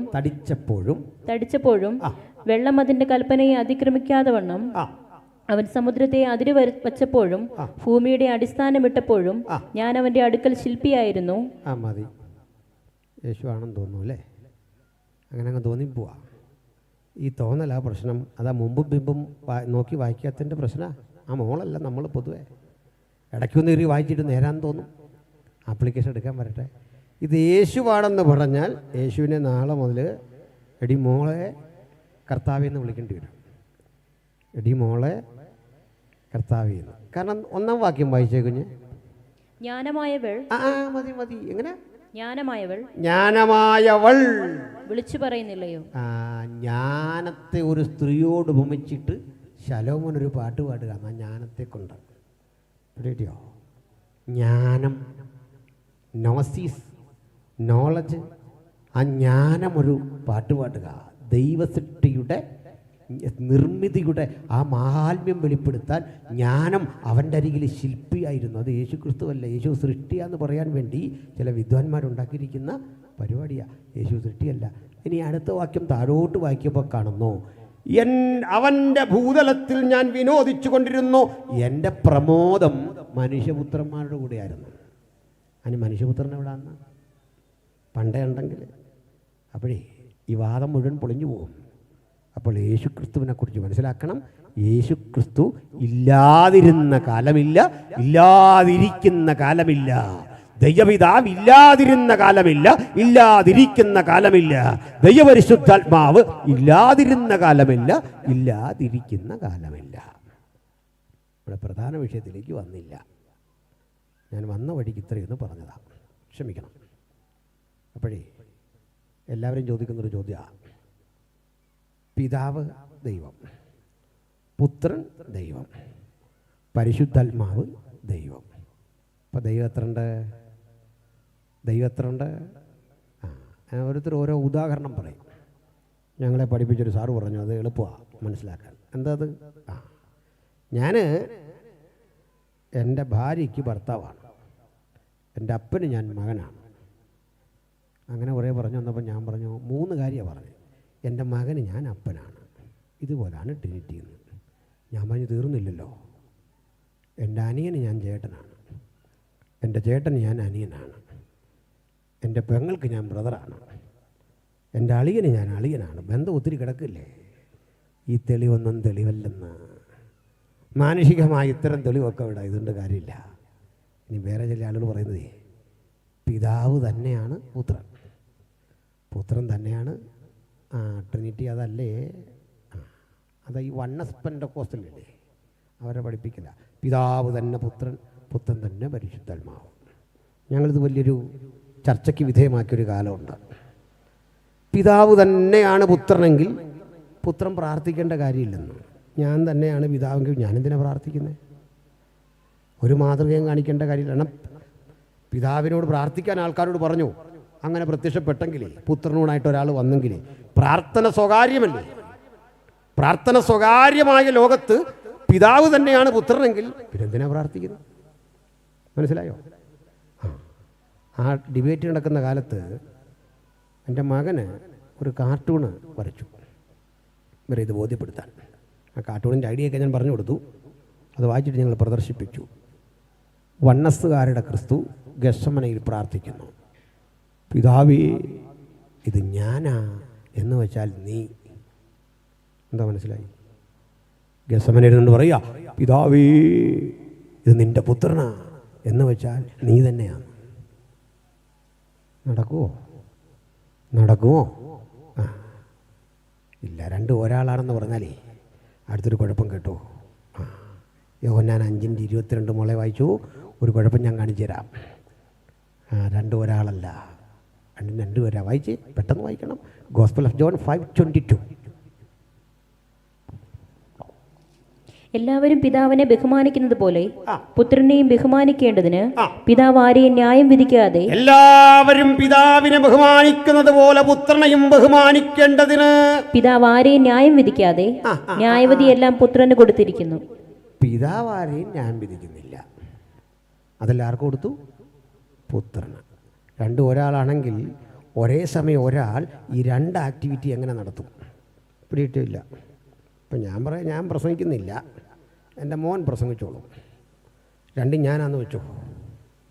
ഞാൻ തന്നെ എൻ്റെ മോനെങ്കിലേ ഞാൻ പ്രസംഗിക്കുന്നില്ല, എൻ്റെ മോൻ പ്രസംഗിച്ചോളൂ. 2 ഞാനാണെങ്കിൽ ഇതെങ്ങനെ നടക്കും? നടക്കുമോ? ചുരുക്കി പറഞ്ഞാൽ 1 ഇഞ്ച് മുമ്പോട്ട് പോവില്ല. ഒരാൾ മാത്രം എനിക്ക് മറുപടി തന്നു. ഞാൻ ചോദിച്ചു ഇതെങ്ങനെ നടക്കും? ആ പുള്ളി പറയാ, എടോ ദൈവത്തെ കൊണ്ട് അസാധ്യമായൊരു കാര്യമില്ല, ഒരേ സമയത്ത് പ്രസംഗിക്കുകയും ചെയ്യാം പ്രസംഗിക്കാതിരിക്കുകയും ചെയ്യുന്നു. ഞാൻ പറഞ്ഞു നമിച്ചു സാറേ, നമിച്ചു. തൊലി കെട്ടിക്കുന്ന അമ്മവാകം. ഈ പൊട്ടത്തരമൊക്കെ പറഞ്ഞുകൊണ്ട് വരല്ലേ? ഇതൊക്കെ കാലഹരണപ്പെട്ട സാധനമാണ്. എൻ്റെ ഒരു വോഷ് കൂടി പറയാം. ഈ അസംബ്ലീസ് കൂടുതൽ പണ്ട് 1914 സംഭവം ഉണ്ടായി. അസംബ്ലീസ് കൂടി ലോകത്തിൽ ഏറ്റവും വലിയ പ്രസ്ഥാനമാണ് കേട്ടോ. അവിടുന്ന് തെറ്റിപ്പോയ കുറേ ആളുകൾ ഒരു പ്രാർത്ഥന വെച്ചു. അസംബ്ലീസ് കോഡും IPCയും ചർച്ച കോഡും എല്ലാം ഞങ്ങളൊന്നു തന്നെയാണ്. IPC നിന്ന് പോയവരുണ്ട്, ചർച്ച കോടി എല്ലാവരും അങ്ങോട്ടും ഇങ്ങോട്ടൊക്കെ പോയവരുണ്ട്. ഇവിടുന്ന് പുറത്ത് പോയവൻ്റെ അവസ്ഥ എല്ലാം സെയിമാണ്. അതുകൊണ്ട് അങ്ങനെ പറഞ്ഞല്ല, ചരിത്രം കൃത്യം പറയണമല്ലോ. ഇവർ പുറത്ത് പോയിട്ട് ഒരു പ്രാർത്ഥന ഗ്രൂപ്പ് ഇങ്ങനെ ദീർഘദിവസങ്ങൾ പ്രാർത്ഥിച്ചുകൊണ്ടിരുന്നപ്പോൾ അവർക്കിടയിൽ ഒരു സ്ത്രീക്ക് ഒരു വെളിപ്പാടുണ്ടായി. അവർ പറഞ്ഞു, സ്നാനപ്പെടേണ്ടത് പിതാവിൻ്റെയും പുത്രൻ്റെയും പരിശുദ്ധാത്മാവിൻ്റെയും നാമത്തിലല്ല, യേശുവിൻ്റെ നാമത്തിലാണ്. എന്താ തെളിവ്? അപ്പോസ്തല പ്രവൃത്തി മുഴുവൻ അങ്ങനെ. അതുകൊണ്ട് അങ്ങനെ പെടണം. ഏതായാലും അത് കേട്ട 2 സായിപ്പുമാർ സ്നാനപ്പെടാൻ തീരുമാനിച്ചു. 1914 ഒരു ഏപ്രിൽ മാസം 1-ാം തീയതിയാണ് ഈ തീരുമാനം എടുക്കുന്നത്. തീർച്ചയായിട്ടും ആ ദിവസം വേണം ഈ തീരുമാനം എടുക്കാൻ. ഏപ്രിൽ 1 പ്രത്യേകത അറിയാത്ത ആരോടും ഉണ്ടാവില്ല. ഏപ്രിൽ 1 തന്നെ മഹത്തായ ആ തീരുമാനം അവർ കൈക്കൊണ്ടു. അങ്ങനെ ഗ്ലൻ എന്നൊരു സായിപ്പ് വെള്ളത്തിലിറങ്ങി. ഇവാർട്ട് എന്ന് പറഞ്ഞത് എൻ്റെ കൂട്ടുകാരനെ മൂക്കി. ഇവാർട്ട് മുങ്ങിപ്പൊങ്ങി എഴുന്നേക്കുകയും ഗ്ലെന്നിനെ തിരിച്ചു പിടിച്ചു മൂക്കി. ചരിത്രത്തിലെ ആദ്യത്തെ വണ്ണസ്നാനം ഇതായിരുന്നു. അല്ലെന്ന് പറയാൻ ചങ്കുറപ്പുള്ള ആരെങ്കിലും ഉണ്ടെങ്കിൽ മുമ്പോട്ട് വരട്ടെ. ഞാനിന്ന് പോകുന്നില്ലെന്ന് വെക്കാം. അതാണ് ആദ്യത്തെ സ്നാനം. ഗ്ലെൻ ഇവാർട്ടിനെയും ഇവാർട്ട് ഗ്ലെന്നിനെയും മുക്കിക്കൊണ്ട് ഏപ്രിൽ 1 ഭോഷ്ക്ക് അവിടെ തുടക്കം കുറിച്ചു. മനസ്സിലായോ? ഇവിടെ തുടങ്ങിയ പരിപാടിയാണ്, കലാപരിപാടി. നമുക്ക് ചോദിക്കാം, അപ്പോൾ ഒരുത്തൻ സ്നാനപ്പെടാതല്ലേ ഒരുത്തനെ മുക്കിയേ? അപ്പോൾ സ്നാനം അങ്ങനെ ശരിയാവും? സ്നാനപ്പെടാത്ത ഗ്ലെൻ സ്നാനപ്പെടാത്ത ഇവാർട്ടിനെ മുക്കി, അയാൾക്ക് സ്നാനം കിട്ടി. അപ്പോൾ ഇവാർട്ടിനോട് ചോദിക്കാം, താങ്കളുടെ ആത്മീയ ഗുരു ആരാ? ഗ്ലെൻ. അയാൾ സ്നാനപ്പെട്ടാണോ? അല്ല. സ്നാനപ്പെടാത്തവന് സ്നാനം തന്നാൽ അസാധുവാകുമോ സാധുവാകുമോ? പറ. ചുരുക്കി പറഞ്ഞാൽ ഊരിപ്പോരത്തില്ല. ഫോഷ്ക്ക് ഇങ്ങനെ എപ്പോഴും ഒരിടത്ത് പൂരിപ്പിക്കുമ്പോൾ ഏക്കുകയില്ല. പണി അറിയാൻ വയ്യാത്ത നമ്മൾ കോഴിക്കോട് പണം തോയ്ക്ക് പണി പഠിച്ച കാർപ്പൻട്രി വർക്ക് പഠിച്ച ആൾ ഉണ്ട്. നമ്മൾ പറയും ചതുരത്തിൽ അടിച്ചു വെച്ചാൽ മതിയല്ലോ, ആണിയെല്ലാം കൊണ്ടൊന്ന് സംഗതി അടിച്ചു റെഡിയാക്കി. പക്ഷെ മോളിൽ തല്ലുമ്പോൾ താഴെ നിന്ന് ഇളകും, താഴെ ഉറയ്ക്കുമ്പോൾ അങ്ങേ സൈഡിൽ ഇളകും. ഇത് കണക്കാ സുഹൃത്തേ, ഇത് ഗണിതത്തിൻ്റെ പ്രക്രിയ. മനക്കണക്ക് കൂട്ടി എല്ലാ ഒളിയിൽ കൊത്തുപണി നടത്തി കൃത്യം ജോയിൻറ്റുകൾ ഏർപ്പെടുത്തി കണ്ടാൽ പണി ഇച്ചിരി ഉള്ളൂ. പക്ഷേ പണി പഠിച്ചവനോട് ചോദിക്കണം, ഇളകും അപ്പുറത്തുനിന്ന്. യഹോവയുടെ പുസ്തകത്തിൽ അന്വേഷിച്ചു നോക്കണം, ദൈവവചനത്തെക്കുറിച്ച് പഠിക്കണം, ആ ദൈവവചനത്തിൻ്റെ കൃത്യതയിൽ അടിയുറച്ചു വിശ്വസിക്കണം. പിതാവും പുത്രനും ഒരാളല്ല. ക്രൂശിൽ മരിച്ചത് പിതാവല്ല, പുത്രനാണ്. മനസ്സിലായില്ലേ? പുത്രൻ്റെ അഭാവത്തിൽ ഇന്ന് പ്രവർത്തിക്കുന്നത് ദൈവത്തിൻ്റെ പരിശുദ്ധാത്മാവാണ്. ഹല്ലേലൂയ. മനസ്സിലായോ? മനസ്സിലായില്ല. അല്പം കൂടെ മനസ്സിലാകാനുണ്ട്. ഇത്രയും പിടി കിട്ടിയല്ലോ പറഞ്ഞത്. നമുക്ക് ആ കണക്കെടുക്കണ്ടല്ലേ? പിതാവ്, പുത്രൻ, പരിശുദ്ധാത്മാവ്, 3 പേഴ്സൺസ്. ഉറപ്പായിട്ട് പറഞ്ഞോളൂ, 3 പേർ. 3 പേഴ്സൺസ്, നോ 3 പവർ. 3 പവറല്ല, 3 ഹൈപ്പോസ്റ്റാസിസ് ആണ്. 3 വ്യക്തികളാണ്. 3 പേഴ്സൺസ് ഇൻ 1 എസൻസ്. ഒരു സാരാംശത്തിൽ 3 വ്യക്തികൾ. ഇതാ ബൈബിൾ പഠിപ്പിക്കുന്നത്. അത് എവിടെയും പറയാനുള്ള ആത്മധൈര്യം നമുക്കുണ്ട്. അതാ ക്രൈസ്തവ സഭ 2000 ആണ്ടായി വിശ്വസിച്ചു പോരുന്ന, പഠിപ്പിച്ചു പോരുന്ന മഹത്തര സത്യം. ഈ സത്യത്തിനെതിരെ അരിയൂസ് എന്നൊരു വേദവിപരീതി വർഷങ്ങൾക്കപ്പുറത്ത് എഴുന്നേറ്റു. 325 അരിയൂസ് പറഞ്ഞു, പുത്രൻ പിതാവിൻ്റെ സൃഷ്ടിയാണ്. അരിയൂസിനെതിരെ വാദിച്ച അത്താനാസ്യൂസ് എന്നു പേരുള്ള ഒരു അനുഗ്രഹീതൻ പറഞ്ഞു, സൃഷ്ടിയല്ല. ചർച്ച മൂത്തപ്പോൾ അത്താനാസ്യൂസ് ഒരു കുടുകിട്ടു. അരിയൂസ് പൊളിഞ്ഞുപോയി. എന്താണെന്നറിയണ്ടേ? അരിയൂസ് ദൈവത്തിൻ്റെ ആദ്യ സൃഷ്ടിയാണ് യേശുക്രിസ്തു എന്ന് താങ്കൾ പറയുന്നു. അങ്ങനെയാണെങ്കിൽ സൃഷ്ടി നടക്കുമ്പോൾ സമയം വേണമല്ലോ. സമയത്തല്ല സൃഷ്ടിക്കാനൊക്കെ ഉള്ളൂ. അങ്ങനെയല്ലേ? സമയം വേണ്ടേ? ഒരു സമയത്താണ് സൃഷ്ടിക്കുന്നത്. സമയമല്ലേ പ്രധാനം? നമുക്ക് സമയത്തിൻ്റെ വില അറിയാത്തതുകൊണ്ടാണ്. അതാണ്. അപ്പോൾ സമയത്തെ ആര് സൃഷ്ടിച്ചു? അരിയൂസ് പറഞ്ഞത് ദൈവം. അപ്പോൾ ആദ്യം സൃഷ്ടിയതാ? അത് യേശുക്രിസ്തു. യേശുക്രിസ്തുവിനെ സൃഷ്ടിച്ചതൊരു സമയത്താണല്ലോ. അതെ, അപ്പോൾ സമയം ആര് സൃഷ്ടിച്ചു? പിതാവ്. അത് യേശുവും സമയവും കൂടെ ഒരുമിച്ചാണെങ്കിൽ 2 സൃഷ്ടി വരും. ആദ്യ സൃഷ്ടി ആരോഗ്യം തകർന്നു. ഇതാ ചിലരുടെ കാര്യം. അങ്ങോട്ട് യുക്തി പ്രയോഗിച്ചാൽ ചൂടാവും, തിരിച്ചിങ്ങോട്ട് യുക്തി തന്നെ അടിക്കുന്നത്. മനസ്സിലായി പറഞ്ഞേ? ഇവരുടെ പ്രശ്നം ഇങ്ങോട്ട് ലോജിക്കെല്ലാം പ്രയോഗിക്കും. 3 ദൈവമുണ്ടോ, 3 പേര്, ഒരാൾ അങ്ങോട്ട് നിൽക്കുന്നു, ഒരാൾ ഇങ്ങോട്ട് നിൽക്കുന്നു. ഇങ്ങോട്ട് നമ്മളോട് ചോദിച്ചുകൊണ്ട് തിരിച്ചൊരു ഡോസ് കൊടുക്കുമ്പോഴേ ക്ഷുഭിതരാകും. ഞങ്ങളാരും ചൂടാവില്ല. കാരണം ഈ പുസ്തകം സ്ഥാപിക്കാൻ ഞങ്ങൾക്ക് ക്ഷുഭിതരാകേണ്ട കാര്യമൊന്നുമില്ല. മാന്യമായിട്ട് അന്തസ്സോടുകൂടി ഇതിലെ ഉപദേശ സത്യങ്ങളെ സമൂഹമധ്യ ഞങ്ങൾ ഘോഷിച്ചുകൊണ്ടിരിക്കും. തിരിച്ചു വരാം. പക്ഷേ അത്തനാസ്യൂസിന് ആദ്യഘട്ടം വിജയം. കുറേ നാൾ കഴിഞ്ഞ് ഈ കോൺസ്റ്റന്റൈൻ്റെ പെങ്ങളെ സ്വാധീനിച്ച് ഈ അറിയൂസ് അങ്ങ് ശക്തിപ്പെട്ടു. പിന്നെ അറിയൂസ് വാദം അങ്ങ് ശക്തിപ്പെട്ടു. അന്നത്തെ കാലം എന്ന് പറഞ്ഞാൽ ഇത് കേട്ടില്ലെങ്കിൽ ചക്രവർത്തിയാ. പുള്ളി പറയും ഇവിടെ കിടന്ന ആവശ്യമില്ലാത്തൊന്നും പറയാൻ പറ്റില്ല, തല വെട്ടും. അതാ ഇങ്ങനെ പ്രശ്നം തീർക്കുന്നത്. ഇതൊക്കെ വെച്ച് നോക്കിയാൽ അച്ഛാ നമ്മുടെയൊക്കെ സഭയിൽ ഒരു വിഷയമില്ല. പണ്ട് അറിയൂസിൻ്റെ കാലത്ത് തലയങ്ങ് വെട്ടുക. അതൊക്കെ മാറിയത് നന്നായി. അങ്ങനെയാണെങ്കിൽ ഇന്ന് നമ്മളാരും ബാക്കി കാണുകയില്ലായിരുന്നു. സഭയുടെ പ്രശ്നം തീർത്ത് കേട്ടില്ലെങ്കിൽ രാജാവ് വന്നിട്ട് തലയങ്ങ് വെട്ടുവന്നു. തല വെട്ടിയില്ലെങ്കിൽ അന്നേ അത്തനേഷ്യസ് ഒളിവിൽ പോകേണ്ടി വന്നു. ഒളിവിൽ പോയി. കാരണം തൃത്വം പറയാൻ വയ്യുന്ന കൊന്നുകളയും. പക്ഷേ അദ്ദേഹത്തെ സ്നേഹിക്കുന്ന സുഹൃത്തുക്കൾ പറഞ്ഞു, അത്തനേഷ്യസ് നമുക്കിതങ്ങ് അംഗീകരിക്കുക. അത്തനേഷ്യസ് പറഞ്ഞു, നോ, മരണം വന്നാലും പിന്നോട്ടില്ല. അങ്ങനെ ഇരിക്കെ ചക്രവർത്തിയുടെ ഒരു കുറിപ്പ് അത്തനേഷ്യസിൻ്റെ പക്കലേക്ക് പാഞ്ഞു. Athanasius, the whole world is against you, Athanasius. ലോകം മുഴുവൻ നിനക്കെതിരാ. പുറത്തിറങ്ങരുത്, അല്ലെങ്കിൽ തൃത്വം, ത്രിയേകത്വം വലിച്ചെറിയണം. മരണത്തെ ഭയമില്ലാത്ത ആ രണധീരൻ, ആശയലോകത്ത് ചങ്കുറപ്പുള്ള മനുഷ്യൻ തിരിച്ചു പറഞ്ഞു, tell them, if the world is against me, tell them that I am also against the whole world. ലോകം മുഴുവൻ എനിക്ക് എതിരാണെങ്കിൽ ഞാൻ ലോകത്തിനും എതിരാണെന്ന് പറഞ്ഞേക്കൂ. മനസ്സിലായോ? ഇങ്ങനെ ലാറ്റിൻ ഭാഷയിൽ സഭാചരിത്രത്തിൽ ഒരു പഴമൊഴി കയറിക്കൂടി. അത്താനാസ്യൂസ് ലോകത്തിനെതിരെ. അതിന് ലാറ്റിനിൽ പറയുന്ന പ്രയോഗം ഇങ്ങനെ, അത്താനാസ്യൂസ് കോൺട്രാ മുൻറം. ഇങ്ങനെ ചരിത്രത്തിൽ എഴുതി വെച്ചിരിക്കുന്നത്. ഒക്കെ പഠിക്കേണ്ട രസകരമായ കാര്യമാണ്.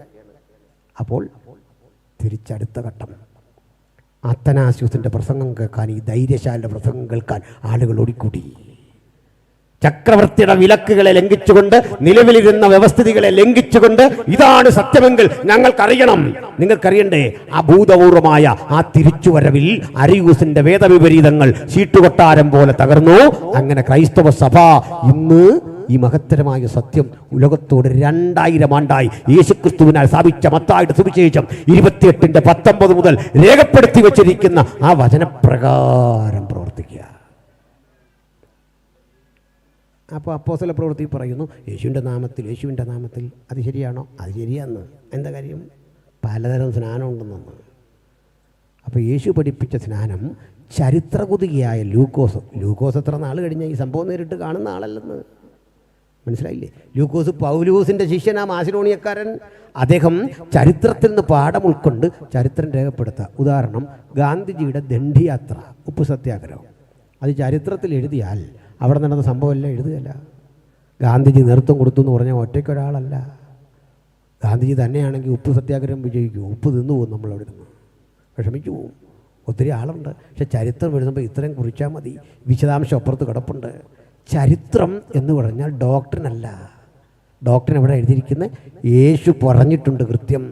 ആകയാൽ നിങ്ങൾ പുറപ്പെട്ട്, എത്ര മനോഹരവാക്യം! ഞാൻ നിങ്ങളോട് കൽപ്പിച്ചതൊക്കെ പ്രമാണിക്കാൻ തക്കവണ്ണം മറ്റുള്ളവരെ പഠിപ്പിച്ച് പിതാവിൻ്റെയും പുത്രൻ്റെയും പരിശുദ്ധാത്മാവിൻ്റെയും നാമത്തിൽ വിശ്വസിക്കുന്നവർക്ക് സ്നാനം നൽകി അവരെ ശിഷ്യരാക്കിക്കൊള്ളുവീൻ. മേജർ ടെക്സ്റ്റിൽ തെറ്റില്ലാതെ കിടക്കുമ്പോൾ എന്തിനു മറ്റു ഭാഗം? അതുകൊണ്ട് പിതാവിൻ്റെയും പുത്രൻ്റെയും പരിശുദ്ധാത്മാവിൻ്റെയും നാമത്തിൽ നിമജ്ജന സ്നാനം കൈക്കൊണ്ടവർ മാത്രം ഒന്ന് കരമുയർത്തി ദൈവത്തെ മഹത്വപ്പെടുത്തിയാട്ടെ. Hallelujah, praise the Lord. നാളെ കുറേ പേര് മുങ്ങുന്നുണ്ടെന്ന് ഞാൻ മനസ്സിലാക്കിയേ. സന്തോഷമല്ലേ? അങ്ങനെ കേട്ടെ.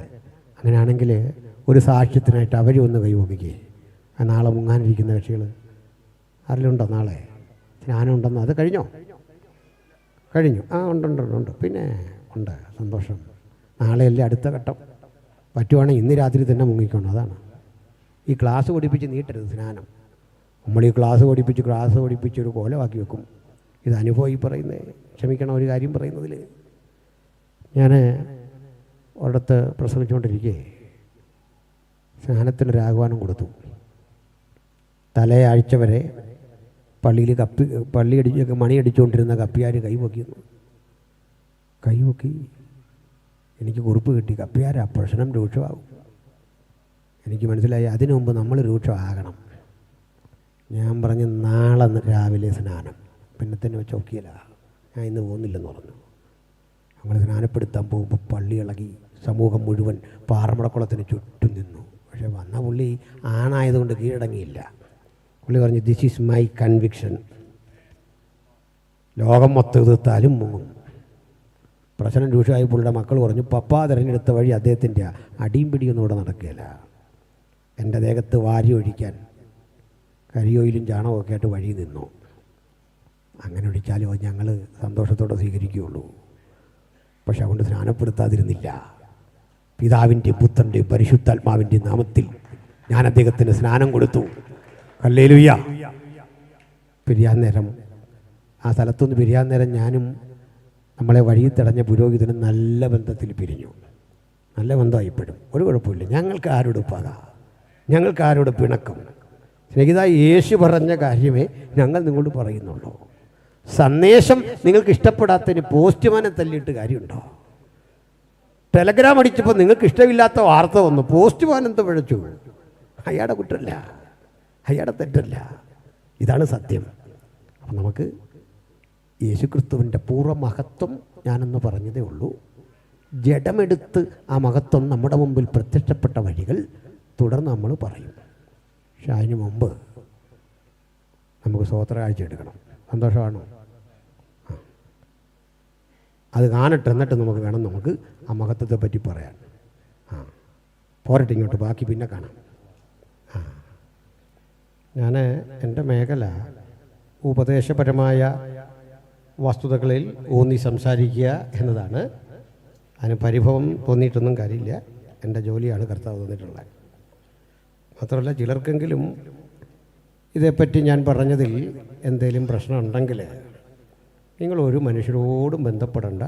ഞാനിവിടുത്തെ പാസ്റ്റർക്ക് എൻ്റെ നമ്പർ കൊടുത്തിട്ട് പോകാം. നിങ്ങൾ വിളിക്കുന്ന സമയത്ത് എൻ്റെ ചെലവിൽ വരാം. ഇനി നിങ്ങൾ പറയുന്ന സ്നാനം ശരിയാണെങ്കിൽ മറ്റൊരു ഉടുപ്പും കൊണ്ടുവരാം. നിങ്ങൾ പറയുന്ന സ്നാനം ഏറ്റിട്ടേ ഞാൻ പോവുള്ളൂ, അത് ശരിയാണെങ്കിൽ. ഇതിപ്പോൾ എന്തോ വേണം? നമുക്ക് സൗഹൃദം വേണ്ടേ? പിന്നെ ഈ പറയുന്നെല്ലാം വീഡിയോ എടുക്കും. അതാ, ഒരു വാക്ക് കളയാതെ ഈ വ്യവസ്ഥയിൽ നമുക്ക് ചർച്ചയാകാം, സംഭാഷണമാകാൻ. അടിയും വഴക്കും തല്ലുമൊന്നും ആവശ്യമില്ല. അങ്ങനെയാണ്. അതിനിമ്മ അങ്ങനെ പറഞ്ഞോ, ഇതൊന്നും വേണ്ടെന്നേ. അത് പണ്ട് മുതലേ ഉണ്ടെന്ന് ഈ സംഭാഷണങ്ങൾ. അങ്ങനെയാ. 3 പേരെ കുറിച്ച് പഠിക്കണം തിരുവെഴുത്തിൽ: ബർണ്ണബാസ്, പൗലുസ്, അപ്പല്ലോസ്. ഒരു പണി എന്താണെന്നറിയണ്ടേ? ഒരാൾ യഹൂദന്മാരെ പരസ്യമായി കണ്ണിച്ചു. അല്ല, വീട്ടിൽ പോയിരുന്ന് കണ്ണിച്ചു എന്നല്ല, പരസ്യമായി. അടുത്ത ആള് അവരെ മിണ്ടാതാക്കി. അടുത്തയാള് ക്രിസ്തു തന്നെ ദൈവപുത്രൻ എന്ന് തെളിയിച്ചു. ഇതാ ഞങ്ങളുടെ പണി. അതിന് പണിയിട്ട് കാര്യമുണ്ടോ? അപ്പോൾ ഇവിടെ ഒരു ചോദ്യം: എന്തിനാണ് ഈ പിതാവ്, പുത്രൻ, പരിശുദ്ധാത്മാവ് ഇത്രയും സങ്കീർണമാക്കി പോകുന്നത്? നമ്മളാരാണ്ട് സങ്കീർണമാക്കിയതാണോ? അല്ല, ആന്നോ? അല്ല. ഞാൻ അടുത്ത കാലത്ത് നിരീശ്വരന്മാരുടെ ഒരു പ്രോഗ്രാം ഉണ്ടായിരുന്നു. ആലപ്പുഴ ജില്ലാ കമ്മിറ്റി കേരള യുക്തിവാദി സംഘത്തിൻ്റെ പരിപാടിയാണ്. സ്ത്രീ പുരുഷ സമത്വം. എൻ്റെ കൂടെ ഇപ്പോൾ വന്ന ജോബി പാസ്റ്ററുണ്ട്. സ്ത്രീ പുരുഷ സമത്വം ബൈബിളിൽ. ഞാൻ ആദ്യം പറഞ്ഞ അങ്ങനെ ഇവിടെ സ്ത്രീ പുരുഷ സമത്വമൊന്നുമില്ല. സ്ത്രീ സ്ത്രീയാണ്, പുരുഷൻ പുരുഷനാണ്. അതാ സത്യം. അപ്പോൾ ചോദ്യം ഇതാണ്: ബൈബിളിലെ സ്ത്രീ പുരുഷൻ്റെ ഇംഗിതത്തിന് വേണ്ടി തെറ്റിക്കപ്പെട്ടവളും തെറ്റുകാരിയും പാപം ചെയ്തവളും ഒക്കെയായി ചിത്രീകരിച്ചിരിക്കുക. ഹവ്വയുടെ കാര്യമാണ്. ആ പറഞ്ഞതിൽ കുറേ തെറ്റൊക്കെ ഉണ്ട്. പുരുഷനും കുറ്റവാളിയാണെന്നാണ് ബൈബിൾ പറയുന്നത്. അപ്പോൾ മറിച്ചൊരു കാര്യം, ഞാൻ പറഞ്ഞൊരു വാദത്തിന് നമുക്കത് അങ്ങ് അംഗീകരിച്ചേക്കാം. ഇനി ബൈബിളിലെ സ്ത്രീ സങ്കല്പം മോശമാണെങ്കിൽ ഈ ശാസ്ത്രവീക്ഷണത്തിലെ സ്ത്രീ പുരുഷന് തുല്യനാണോ? ഈ പരിണാമ സിദ്ധാന്തം പറയുന്ന അനുസരിച്ച് സ്ത്രീ പുരുഷ സമത്വം ഉണ്ടോ? ഉണ്ടെങ്കിൽ സ്ത്രീയും പുരുഷനും ഒരുമിച്ച് സൃഷ്ടിക്കപ്പെട്ടോ, സ്ത്രീ ആണോ ആദ്യം സൃഷ്ടിക്കപ്പെട്ട, പുരുഷനാണോ സൃഷ്ടിക്കപ്പെട്ടെ ഒന്ന് പറയാൻ പറഞ്ഞു. ആകെ വിഷമിച്ചു. ആ വീഡിയോ കിടപ്പുണ്ട്, അതും ആവശ്യക്കാർക്ക് തരാം. ആകെ വിഷമിച്ചു. ഉത്തരമില്ല. നാദി കേട്ടോ, ഒരു സ്ത്രീയും പുരുഷന് കീഴടങ്ങാൻ ബൈബിൾ പഠിപ്പിക്കുന്നില്ല. നിങ്ങൾ കീഴടങ്ങാൻ വേണ്ട, നിങ്ങൾ കീഴടങ്ങുന്നില്ലല്ലോ. ഞാൻ ഒന്നുകൂടെ ഉറപ്പിച്ചു തരിക, ഏത് വാസ്തു പ്രസംഗിച്ചാലും നിങ്ങൾ കീഴടങ്ങരുത്. ഞാൻ നിങ്ങളുടെ കൂടെ. ബൈബിളിലുണ്ടോ സ്ത്രീ പുരുഷന് കീഴടങ്ങാൻ? ഇല്ല. ഭാര്യ ഭർത്താവിന്. ചുമ്മാ ഇല്ലാത്ത കഥ പറയരുത്. കണ്ട സ്ത്രീകളെല്ലാം പുരുഷന് കീഴടങ്ങാൻ ഒക്കുമോ? ഒക്കെയല്ല. ഭാര്യ ഭർത്താവിന്. വീണ്ടും ഉണ്ട്, ഭർത്താവ് ഭാര്യയ്ക്ക് കീഴടങ്ങണോ വേണ്ടെന്നാണോ? നേരെ എഴുതിയിട്ടില്ലെങ്കിലും ഉണ്ട്, പറഞ്ഞുതരാം. ഭാര്യയുടെ ശരീരത്തിന്മീതെ അവൾക്കല്ല അവനത്രേ അധികാരമെന്ന്. പുരുഷൻ്റെ ഭർത്താവിൻ്റെ ശരീരത്തിന് മീതെ അവനല്ല അവൾക്കത്രേ അധികാരമെന്ന്. സ്ത്രീയെ ബഹുമാനിക്കണം, വിവേകത്തോടുകൂടെ അവളോടുകൂടെ വസിക്കണമെന്ന് രേഖാമൂലം എഴുതി വെച്ച ഒരു പുസ്തകം കൊണ്ടാണ് നമ്മളീ വന്നിരിക്കുന്നത്. സ്ത്രീയെ ആദരിക്കാൻ പഠിപ്പിച്ച ഉജ്ജ്വല മാർഗം യേശുവിൻ്റെ അനുഗാമികളുടെ മാർഗമാണ്. ചിലർ പാതിയെടുത്ത് തട്ടുന്നേ. അപ്പോൾ അവിടെയും നമുക്ക് ചർച്ചയുണ്ട്. അങ്ങനെ നമ്മൾ ഇവരോടൊക്കെ ഡിസ്കഷൻ്റെ ഭാഗമായിട്ട് അതൊന്നും പിണങ്ങിയിട്ടല്ല, മനസ്സിലായോ? ഞങ്ങളത് കഴിഞ്ഞ് ഈ പറഞ്ഞ ആളോട് കൂടെ ചായ കുടിച്ചാൽ പിരിച്ച അത്ര സ്നേഹമാണ്, അത്ര സന്തോഷമാണ്. കൊടുക്കേണ്ടതൊക്കെ കൊടുക്കും. അത് നമ്മുടെ ജോലിയാണ്. സൗഹൃദത്തിനൊരു കുറവില്ല. സൗഹൃദം കളഞ്ഞ് നമ്മൾ സംസാരിക്കരുത്. തിരുവെഴുത്താണ്. പണ്ടൊരു പെങ്കൊച്ച് ഇറച്ചി മേടിക്കാൻ പോയി. അപ്പോൾ ആ ഇടയ്ക്ക് വിശ്വാസത്തിൽ വന്ന ഒരാൾ ആയിരുന്നു ഈ ഇറച്ചി വെട്ടുകാരൻ. പുള്ളി ആ വന്ന കാലമാണ്. എൻ്റെ ഈ കൊമ്പമീശൊന്നും കളഞ്ഞില്ല. പുള്ളിയുടെ ആത്മഭാരം കൊണ്ട് ഈ വന്ന കൊച്ചിനോട് സുവിശേഷം പറയാൻ തീരുമാനിച്ചു. പുള്ളി അതൊക്കെ ഈ കൊച്ചിനോട് ചോദിച്ചു, ഈ മാംസം ഇങ്ങനെ തൂങ്ങിക്കിടക്കുകയാണ്, ഈ കത്തിയെടുത്ത് 2 തേപ്പ് തേച്ചിട്ട് ചോദിച്ചു, പേരെന്താന്ന് ചോദിച്ചു. അവൾ പേര് പറഞ്ഞു. പേര് പറഞ്ഞിട്ട് കുറേ നേരം കഴിഞ്ഞിട്ട് ചോദിച്ചു, കർത്താവ് യേശുവിനെ രക്ഷിതാവായി സ്വീകരിച്ചോ ചോദിച്ചു. ഇല്ലെന്ന് പറഞ്ഞു. ഒറ്റ വെട്ടി മാംസം ഇങ്ങോട്ട് വെച്ചു. അപ്പോൾ സ്നാനപ്പെടാനൊന്നും ഇതൊരു തീരുമാനമെടുത്തിട്ടില്ലല്ലേ എന്ന് പറഞ്ഞു. ഇല്ലെന്ന് പറഞ്ഞു. അടുത്ത് വെട്ടി ഇങ്ങനെ വെട്ടി. കൊച്ചവിടുന്ന് പ്രാണഭയം കൊണ്ട് ഓടി. അതിൻ്റെ അർത്ഥം പുള്ളി ആത്മാർത്ഥമില്ല ചെയ്തതല്ലെന്ന്. ചിലർ വിഷയം കൈകാര്യം ചെയ്താൽ ഈ രൂപത്തിലായിപ്പോവും. അതുകൊണ്ട് പറഞ്ഞാണ്, അല്ല പിണങ്ങേണ്ട കാര്യമൊന്നുമില്ല. അപ്പം ഞാൻ പറഞ്ഞതേ, ത്രിയേകത്വത്തിൻ്റെ ഒരു പൊരുൾ ഒന്ന് പഠിക്കണം. പറയാം എന്തിനാണ് ഈ ത്രിയേകത്വം. ഞാൻ ആ നിരീശ്വരന്മാരോട് പറഞ്ഞൊരു കാര്യം, ഈ സ്ത്രീ പുരുഷ സമത്വം ഒന്നും നടക്കാൻ പോകുന്ന കാര്യമല്ല. അവിടെ പറഞ്ഞേക്കാം, ഒന്നും സമത്വം നടക്കില്ലെന്നേ. സമത്വം നടക്കുമോ? ഞാനും രാഹുൽ ഗാന്ധി ഒരുപോലാണോ? അയാളാ, ഞാൻ എൻ്റെ പേര് അനിൽ എന്നാണ്. ഞാനും അംബാനി ഒരുപോലാണോ? ഞാനും അദാനിയും വേണേ ഒരുപോലാന്ന് പറയാം. രണ്ടും ഇല്ലായ്മക്കാരാ. പിന്നെ ഒരു വ്യത്യാസം, പുള്ളിക്ക് എന്തൊക്കെയോ ഉണ്ട് എന്നിങ്ങനെ നാക്കി തീർത്തു നമ്മളല്ല. അതിരുന്നോട്ടെ. മനസ്സിലായില്ലേ? വ്യത്യാസം മനസ്സിലായില്ലേ? ഇങ്ങനെയാ.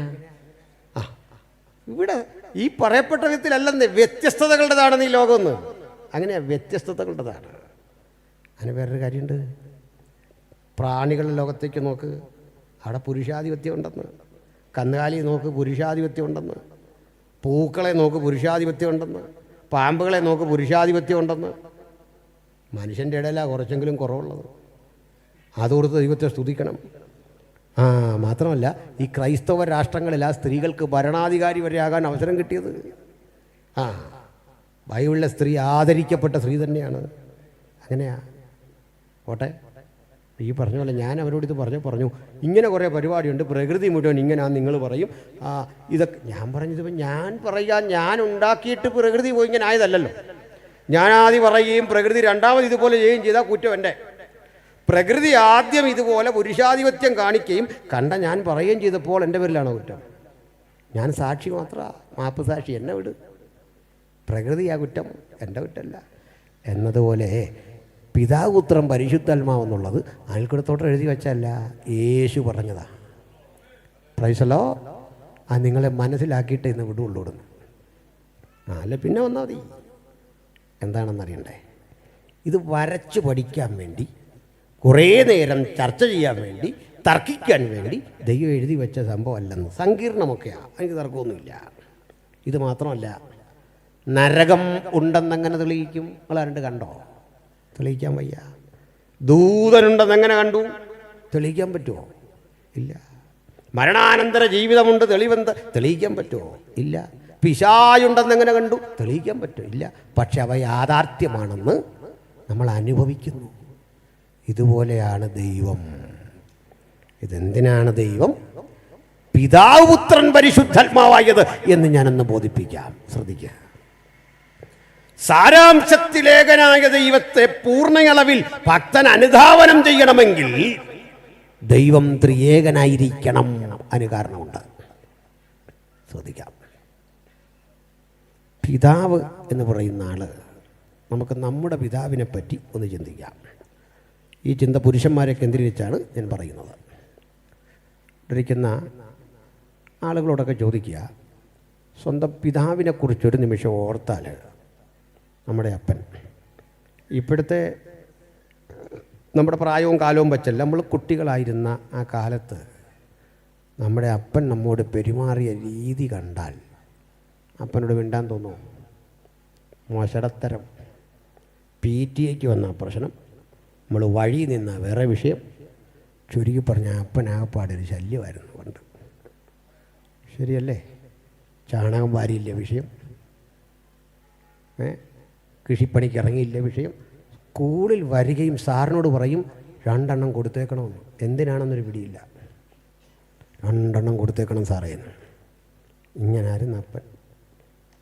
ചില അപ്പന്മാർ കുഞ്ഞുങ്ങൾ വഴി നിൽക്കുന്ന കണ്ടാൽ ആദ്യം 2 എണ്ണം കൊടുക്കും, പോടാന്ന്. അവൻ ബോംബിടാനൊന്നും പോകുന്നല്ല, 2 അടി. അപ്പൻ്റെ നേച്ചർ അതാ. താമസിച്ചു വരുന്ന കുഞ്ഞിനെ കണ്ടിട്ട് അപ്പൻ പറയും, 1 ഗ്ലാസ് വെള്ളം പോലും അവന് കൊടുക്കരുത്, കിടക്കട്ടവിടെ. അമ്മ അവിടെയൊക്കെ നമ്മളെ സഹായിച്ചേ. എന്നാൽ തിരിഞ്ഞ് ഇത്രയും തല്ലിയ, സ്കൂളിൽ വന്ന് നമ്മളെ അപമാനിച്ച, കൂട്ടുകാരുടെ മുമ്പിൽ വെച്ച് തല്ലിയ നമ്മുടെ അപ്പനെ ഇപ്പോൾ ഒന്ന് ചിന്തിച്ചേ. കാലം എത്ര കഴിഞ്ഞാലും പറയും, ഇതായിരുന്നു എൻ്റെ അപ്പൻ. അഭിമാനമില്ലേ? കണ്ടോ? എന്നാൽ ഈ മോശടത്തരം ഇച്ചിരി കട്ടിയ. എങ്ങനെ വന്നു എന്ന് പറയാം. അപ്പനല്ലേ, നമ്മൾ കൈവിട്ടു പോകാതിരിക്കാൻ അപ്പനൊരു ഈഗോ ഉണ്ട്. പക്ഷേ ഈ അപ്പനെ എനിക്ക് സ്നേഹിക്കാൻ തോന്നിയത് എപ്പോഴാണെന്നറിയണ്ടേ? എനിക്കൊരു മകനുണ്ടായപ്പോൾ അപ്പൻ്റെ രീതി മാറി. എന്താ സ്ഥിതി കേൾക്കണോ? അച്ചടക്കമുള്ള അപ്പൻ, ശുദ്ധവൃത്തിക്ക് പ്രാധാന്യം കൊടുക്കുന്ന അപ്പൻ. സീറ്റ് ഔട്ട് ഇങ്ങനെ കിടക്കരുത്, വഴി ഇങ്ങനെ കിടക്കരുത്, പാത്രം ഇങ്ങനെ ഇരിക്കരുത്, ചായ ഗ്ലാസ് ഇങ്ങനെ വേണം എന്നൊക്കെ പറഞ്ഞ് ഇഷ്ടപ്പെട്ടില്ലേ ഗൗരവം നടിക്കുന്ന നമ്മുടെ കാരണവരില്ലേ? കണ്ടിട്ടുണ്ടോ? ഈ കാരണവരുടെ വായിലേക്ക് കൊച്ചു ചെറുക്കൻ കടിച്ചു തുപ്പിയ കടലമുട്ടായി വായിലേക്ക് ഞെക്കി കൊടുത്തിട്ട് പറയാ, പപ്പ അത് ഇന്നാണ്ട് പുല്ല് തിന്നുന്ന കണ്ടിട്ടുണ്ടോ? വല്യോപ്പാടെ മണ്ടേ കൊച്ചൻ കുതിര കയറുന്ന കണ്ടിട്ടുണ്ടോ? ഇടയ്ക്കിടയ്ക്ക് കരണം തീർത്ത് കൊച്ചനൊരടി വല്യപ്പനിട്ട്. കാണുന്ന നമുക്കൊന്ന് ഇവനിട്ട് 2 കൊടുത്താലെന്താ? നിങ്ങളൊന്ന് കൊടുക്കാൻ ചെന്നേ, വല്യപ്പൻ നിങ്ങളെ അടിക്കും. എന്താ കാര്യം എന്നറിയണ്ടേ? അപ്പന് നമ്മളെ സ്നേഹിച്ചു മതി വന്നില്ല. എനിക്ക് തരാത്ത 100 സ്വപ്നങ്ങൾ മുഴുവൻ അപ്പന് തരാൻ സമയം കിട്ടിയില്ല, അവസരം കിട്ടിയില്ല. അപ്പനിതെല്ലാം സന്തോഷം തീർക്കുന്നത് ഈ കുഞ്ഞിനെ ലാളിച്ച. പിടികിട്ടിയോ? ഏദനിൽ നമ്മോട് പിണങ്ങി നാം തകർന്നു സ്വർഗീയ പിതാവിനോട്. അന്നകന്നുപോയ മനുഷ്യരാശിയെ തൻ്റെ പുത്രൻ മുഖാന്തരം വീണ്ടെടുത്തപ്പോൾ ഇന്നും സ്വർഗീയ പിതാവിന് മതി വരുന്നില്ല, നമ്മെ സ്നേഹിച്ച് മതി വരുന്നില്ല. അതറിഞ്ഞിട്ട് തിരുവെഴുത്ത് പറയുന്നത്, കണ്ണീൻ നാം ദൈവമക്കളെന്ന് വിളിക്കപ്പെടുവാൻ എത്ര വലിയ സ്നേഹം പിതാവ് നമുക്ക് നൽകിയിരിക്കുന്നു. അപ്പോഴേ ദൈവപിതാവിനെ പറ്റി ഒന്ന് കേട്ടോ. ഇന്ന് ഈ യോഗത്തിൽ സംഭവിക്കുന്ന കാര്യമല്ല, ഞാനൊരു കാര്യം മനസ്സിലാക്കാൻ പറയാം. ദൈവപിതാവ് അക്ഷരാർത്ഥത്തിൽ ഇന്ന് യോഗത്തിന് വരാൻ തീരുമാനിച്ചു എന്ന് കൂട്ടിക്ക്. അക്ഷരാർത്ഥത്തില്ല, നടക്കില്ല, ഞാൻ പറഞ്ഞ അങ്ങനെ തീരുമാനിച്ചു. അപ്പോൾ എന്നോട് ബഹുമാനപ്പെട്ട വർക്കിച്ചാൻ പറയാണ്, മോനെ ഇന്ന് പിതാവ് യോഗത്തിലുണ്ടായിരിക്കും. ഞാൻ പറയുന്ന അച്ഛൻ തന്നെ പ്രസംഗിച്ചു, ഞാൻ വരുന്നില്ല. അച്ഛൻ പറയുക എനിക്ക് പറ്റിയല്ല. എന്നാൽ പിന്നെ സെക്രട്ടറിയോ ഒട്ടും പറ്റിയല്ല. നിങ്ങൾക്ക് ആർക്ക് ധൈര്യമുണ്ട് ദൈവപിതാവ് നിൽക്കുന്നവരിടത്ത് പോയി നിൽക്കാൻ? ദൈവപിതാവ് പറയും യോഗം കഴിഞ്ഞ് നിങ്ങളുടെ വീട്ടിലേക്ക് വരിക. ഞാൻ പറയും എൻ്റെ പൊന്നച്ച വരരുത്. അതിൻ്റെ കാര്യം എൻ്റെ പ്രൈവസി മുഴുവൻ പോയി എന്ന് എനിക്ക് പേടിയാന്ന്. ഭയം, അയ്യോ ഭയം, വരരുതേ. എൻ്റെ പ്രൈവസി പോയി. വാർത്ത കാണാൻ വയ്യ, സംസാരിക്കാൻ വയ്യ, ചിരിക്കാൻ വയ്യ, കളിക്കാൻ വയ്യ. അയ്യോ ദൈവം, കാരണം ദൈവപിതാവിനോട് ഭയം. അതേസമയത്ത് യേശു കർത്താവ് പറയുക ഇന്ന് യോഗത്തിനുണ്ട്. ഞാൻ പറയാച്ചാൽ ഞാൻ പ്രസംഗിച്ചോളാം. യോഗം കഴിഞ്ഞ് പറയും ഞാൻ എൻ്റെ കൂടെ പോരും. കാരണം എൻ്റെ ഏത് പ്രൈവസിയിലും കൊണ്ടുപോകുന്ന സ്നേഹിതനല്ലേ അത്. നമ്മുടെ പ്രകൃതി അറിയുന്ന ദൈവമല്ലേ അത്. നമ്മുടെ ആലിംഗനമല്ലേ അത്. നമ്മുടെ പ്രണയമല്ലേ അത്. നമ്മുടെ സ്നേഹമല്ലേ അത്. മറവരുളായിട്ടൊന്നുമല്ല നമുക്ക് അവിടെ ഇടപെടാൻ കഴിയുന്നത്. തുറന്ന് തുറന്ന് തുറന്ന് ഇടപെടാൻ പറ്റുന്ന ഒരു രഹസ്യവും ഞങ്ങൾക്കിടയിൽ ഇല്ലെന്ന്. അത്ര ആധികാരികമല്ലേ ആ സ്നേഹം. പുത്രനെ തന്നപ്പോ ഞാൻ ഈ സ്നേഹം അനുഭവിച്ചു. പുത്രൻ സ്നേഹമാണ്. മനസ്സിലായോ? ദൈവപിതാവിനോട് എനിക്ക് ബഹുമാനം, ദൈവപുത്രനോട് സ്നേഹം. പക്ഷെ പുത്രൻ നമ്മളെ സ്നേഹിച്ചപ്പോൾ മുതലേ പിതാവിന് നമ്മളോട് കാരുണ്യം. പോട്ടെ പോട്ടെ, തെറ്റ് ചെയ്യുമ്പോഴൊക്കെ പോട്ടെ. പക്ഷെ ഇത് ഓവറായാലൊരു കുഴപ്പമുണ്ടേ. സ്നേഹിച്ച് സ്നേഹിച്ച് സ്നേഹിച്ച് നമ്മളൊരു പരുവാകും, വഷളായിപ്പോവും. നമ്മൾ ഗൾഫിലോ അമേരിക്കയിലോ ജോലിക്ക് പോകാമെന്ന് വെച്ചോ, ഗ്രാൻഡ് അടുത്തേ മമ്മിയുടെ അടുത്തേ കുഞ്ഞിനെ ആക്കിയിട്ട് പോകാമെന്ന് തീരുമാനിച്ചാൽ തിരിച്ചു വരുമ്പോഴേക്ക് അവൻ വീരപ്പനേക്കാൾ കഷ്ടമാവും. കൂട്ടുകെട്ട് അവനെ നശിപ്പിക്കും. പിടികിട്ടിയോ? അങ്ങനെയാ. കാരണം തല്ലാൻ തോന്നത്തില്ല അവനെ. ഇപ്പം ഞാൻ എന്നൊക്കെ പറഞ്ഞു വരും, അവൻ മൈൻഡ് ചെയ്യത്തൊന്നുമില്ല. അവനത് ഗൗരവത്തിലെടുത്തിട്ടേ ഇല്ല. ഒന്നും നടക്കില്ല. അതാണ്. എന്നാൽ ആ വീട്ടിലേ ഒരങ്കിളുണ്ട്. അങ്കിള് ഇടയ്ക്ക് ഓരോ പെരുക്ക് കൊടുക്കും, ചെവിക്ക് പിടിക്കും, അടിക്കും. അങ്കിളെന്ന് പറയുമ്പോഴവന് പേടിയാ. അപ്പം പറയും അങ്കിൾ വരുന്നു, നീ കയറിക്കും. കയറും. അങ്കിള് തീർക്കാനും അടിക്കും. പക്ഷെ അങ്കിളിന് സ്നേഹമാണ്, സ്വന്തം മക്കളെക്കാൾ സ്നേഹമാണ്. അങ്കിൾ അടിച്ചാൽ അപ്പീലൊന്നുമില്ല, കാരണം സ്നേഹമാണ്. അങ്കിൾ അടിക്കുമ്പോൾ അമേരിക്കയിൽ ഇരുന്നുകൊണ്ട് ചെറുക്കൻ്റെ അപ്പൻ പറയാം രണ്ടുകൂടെ കൊടുക്കാൻ വയ്യായിരുന്നു. ഏതായാലും അവന് വഷളായി, രണ്ടെണ്ണം കൊടുക്കാൻ വയ്യായിരുന്നു. അളിയന് രണ്ടെണ്ണം കൂടെ കൊടുക്കാൻ വയ്യായിരുന്നു. അമ്മ പറയും പപ്പായ അവനൊരു പരിവാക്കി വെച്ചിരിക്കുന്നത്, നീ രണ്ടുകൂടെ കൊടുക്കാൻ വയ്യായിരുന്നു. അങ്കിൾ അടിക്കും, പേടിയാ. അപ്പോഴേ ദൈവപിതാവിനോട് കാരുണ്യം, ദൈവപുത്രൻ എന്നോട് സ്നേഹം. സ്നേഹത്തിൻ്റെ ആധിക്യത്തിൽ, കാരുണ്യത്തിൻ്റെ ആഴത്തിൽ ഞാൻ വഷളായി പോയാതിരിക്കാൻ എനിക്കൊരു കാര്യസ്ഥൻ. അടി ഉറപ്പ്. മനസ്സിലായോ? അതാ പരിശുദ്ധാത്മാവ്. അർത്ഥം പിടികിട്ടിയോ? പരിശുദ്ധാത്മാവിന് നേരെ വ്യാജം പ്രയോഗിക്കരുത്. ദൈവത്തിന്റെ പരിശുദ്ധാത്മാവിനെ ദുഃഖിപ്പിക്കരുത്.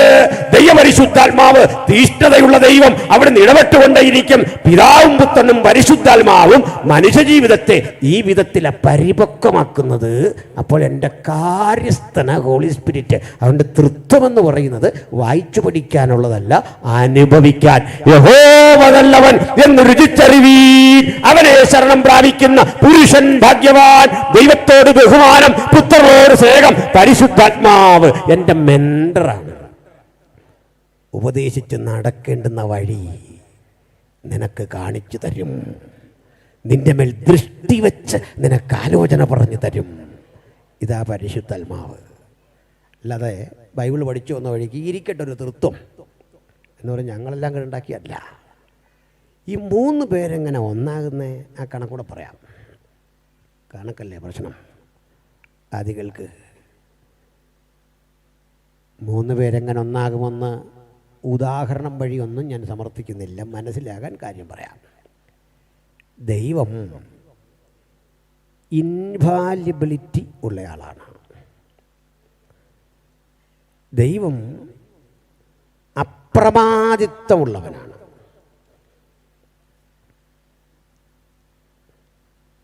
ചെറിയൊരു പ്രാണി എന്തോ വന്നാണ്. എനിക്ക് കുറേ നാളായിട്ട് ഈ നോൺ വെജ് കഴിക്കാൻ വയ്യ, അല്ലെങ്കിൽ ഞാനിത് കൈകാര്യം ചെയ്യത്തുള്ളായിരുന്നു. കുറേ നേരം ഇങ്ങനെ ഇത് കറങ്ങിയപ്പോൾ ഞാൻ ഓർത്താ 2-3 തവണ. പക്ഷേ ട്രീറ്റ്മെൻറ്റുമായിട്ട് ബന്ധപ്പെട്ടൊരു ചെറിയ അതുകൊണ്ട് ഞാൻ ഒഴിവാക്കിയതാണ്. മനസ്സിലായല്ലോ? അപ്പോഴേ പറഞ്ഞു വന്നത്, ദൈവം അപ്രമാദിത്വമുള്ളവനാണ്. വേറൊന്നുകൂടി പറയാം, ദൈവം അപരിമിതനാണ്, പരിമിതിയില്ല.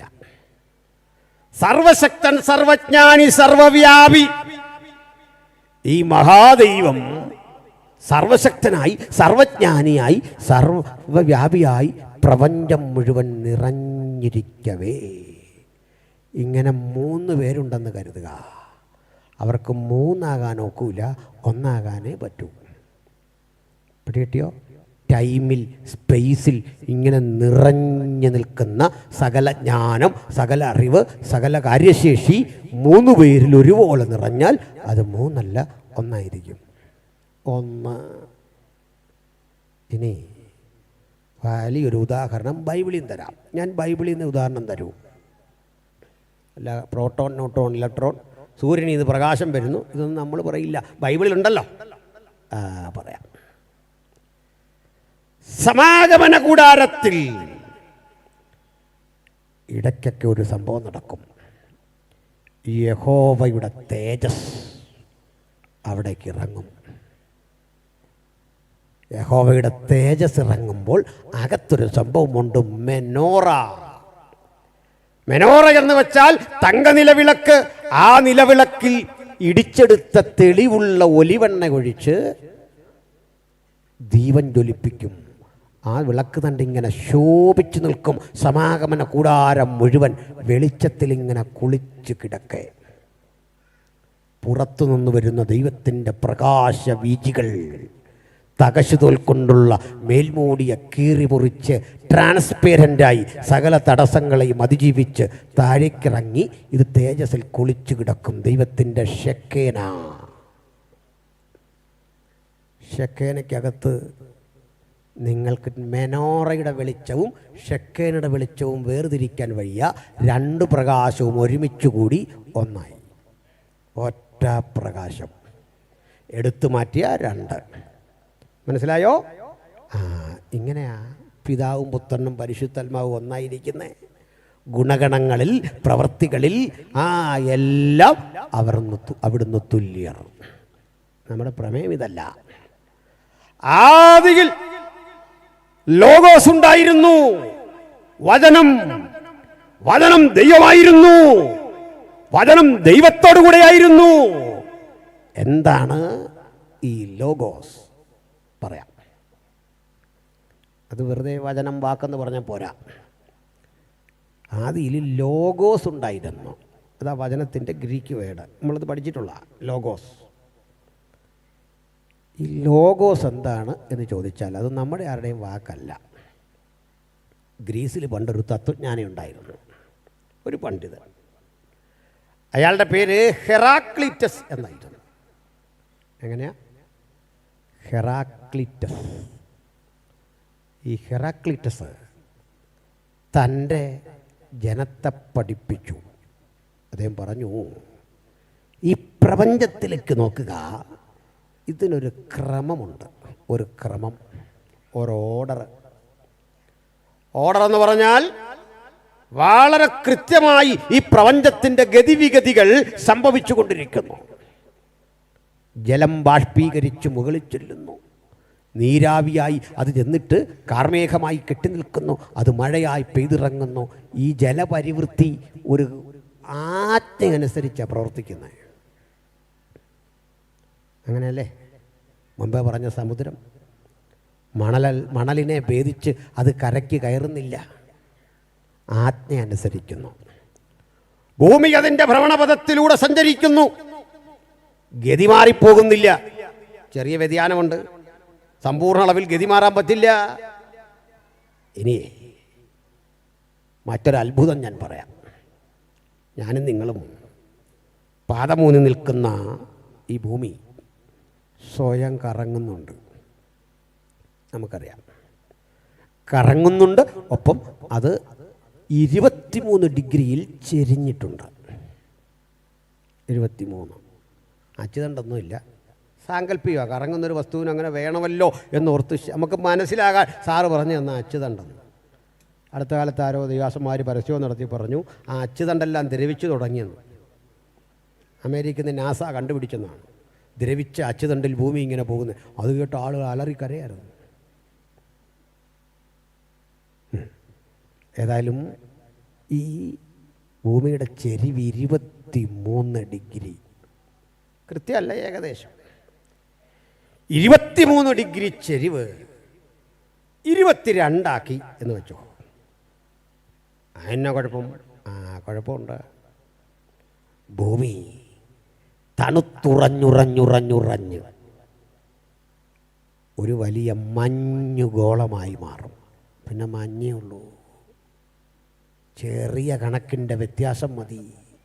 ഇത് മഞ്ഞ് കണമായി, ഒരു മഞ്ഞ് ഗ്രഹമായി മാറാൻ.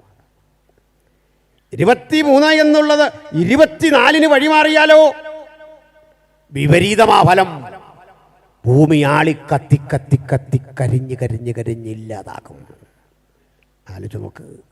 ഇടത്ത് കനത്ത ചൂട്, വലത്ത് കനത്ത തണുപ്പ്, രണ്ടിൻ്റെയും മധ്യത്തിൽ കൃത്യമായ ഒരു അനുപാതം, ഒരു ഗണിതം സങ്കല്പിച്ചിട്ട് ആ ഗണിതത്തിൽ ഭൂമിയെ ശൂന്യതയിൽ തൂക്കിയിട്ട് കോടാനുകോടി യുഗങ്ങൾ അതിന്റെ പ്രവൃത്തി ചെയ്യാൻ കാരണഭൂതനായ ഒരുവന്റെ ആജ്ഞാശക്തി ഇതിന്റെ പിന്നിലില്ലെന്ന് ആര് പറഞ്ഞു? ഈ ബോധമുള്ളവന്റെ പേരാ വാസ്തവത്തിൽ യുക്തിവാദി. യുക്തി കൊണ്ട് ഇങ്ങനെ ചിന്തിക്കണ്ടേ?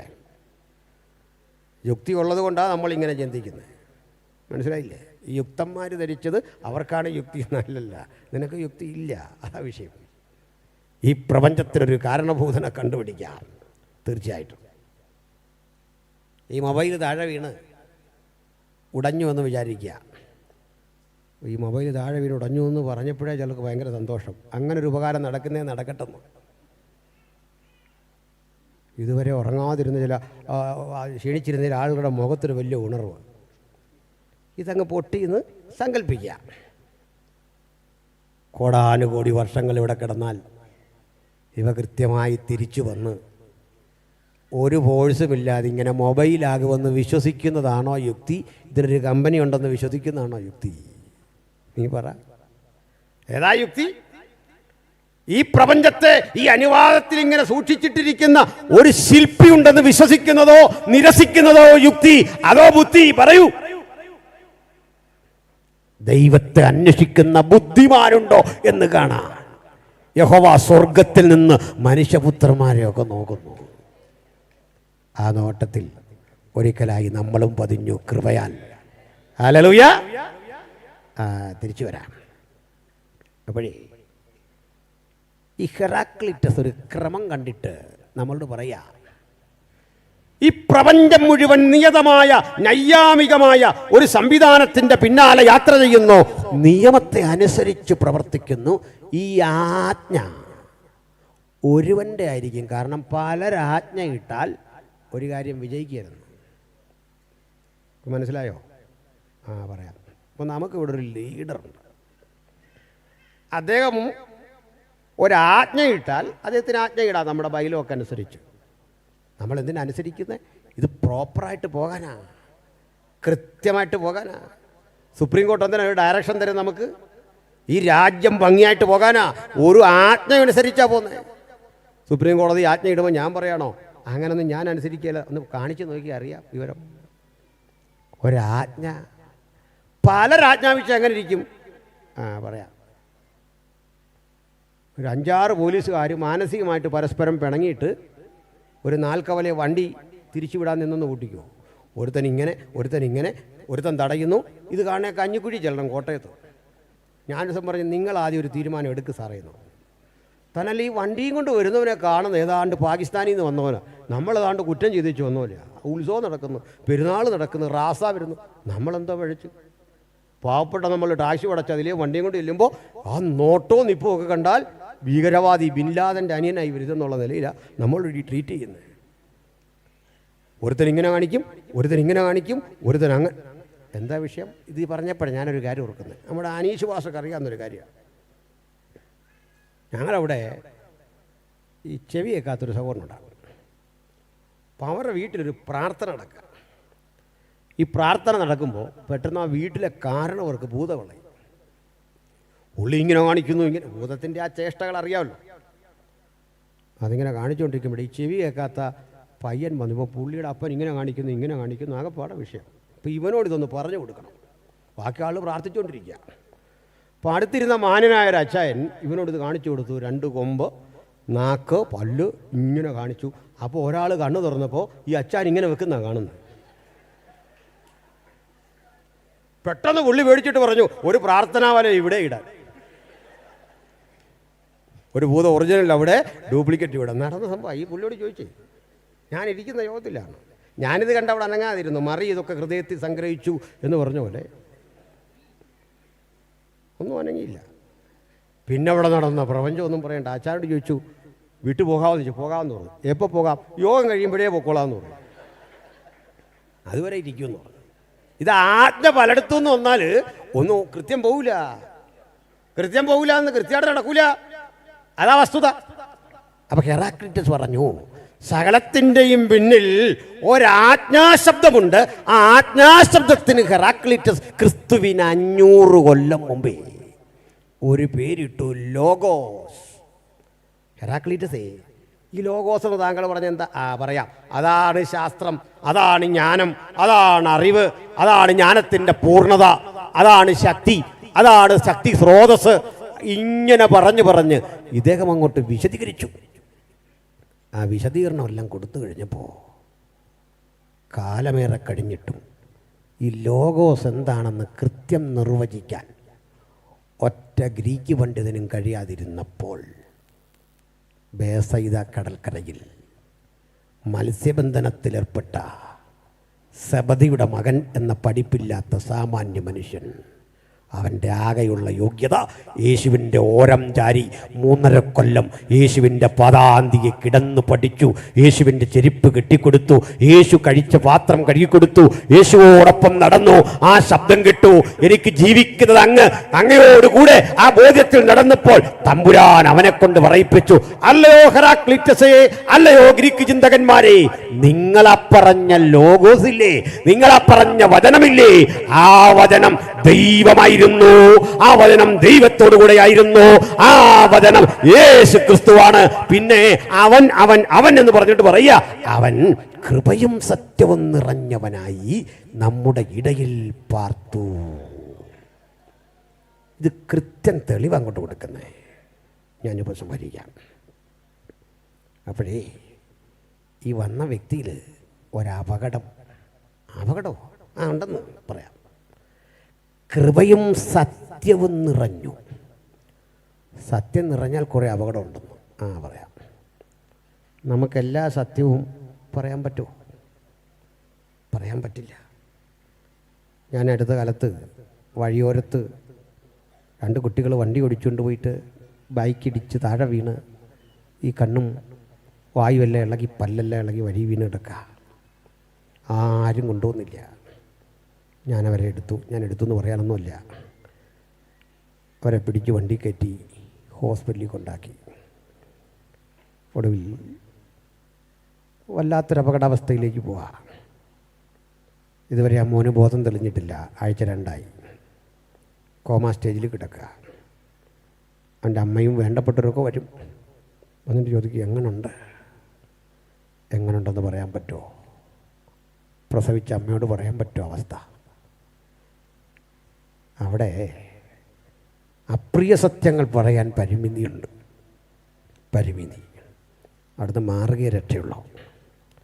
അതുകൊണ്ട് സത്യം നിറഞ്ഞിരിക്കുന്ന ഒരാൾ എൻ്റെ കൂടെ വന്നാൽ എനിക്ക് ഭയമുണ്ട്.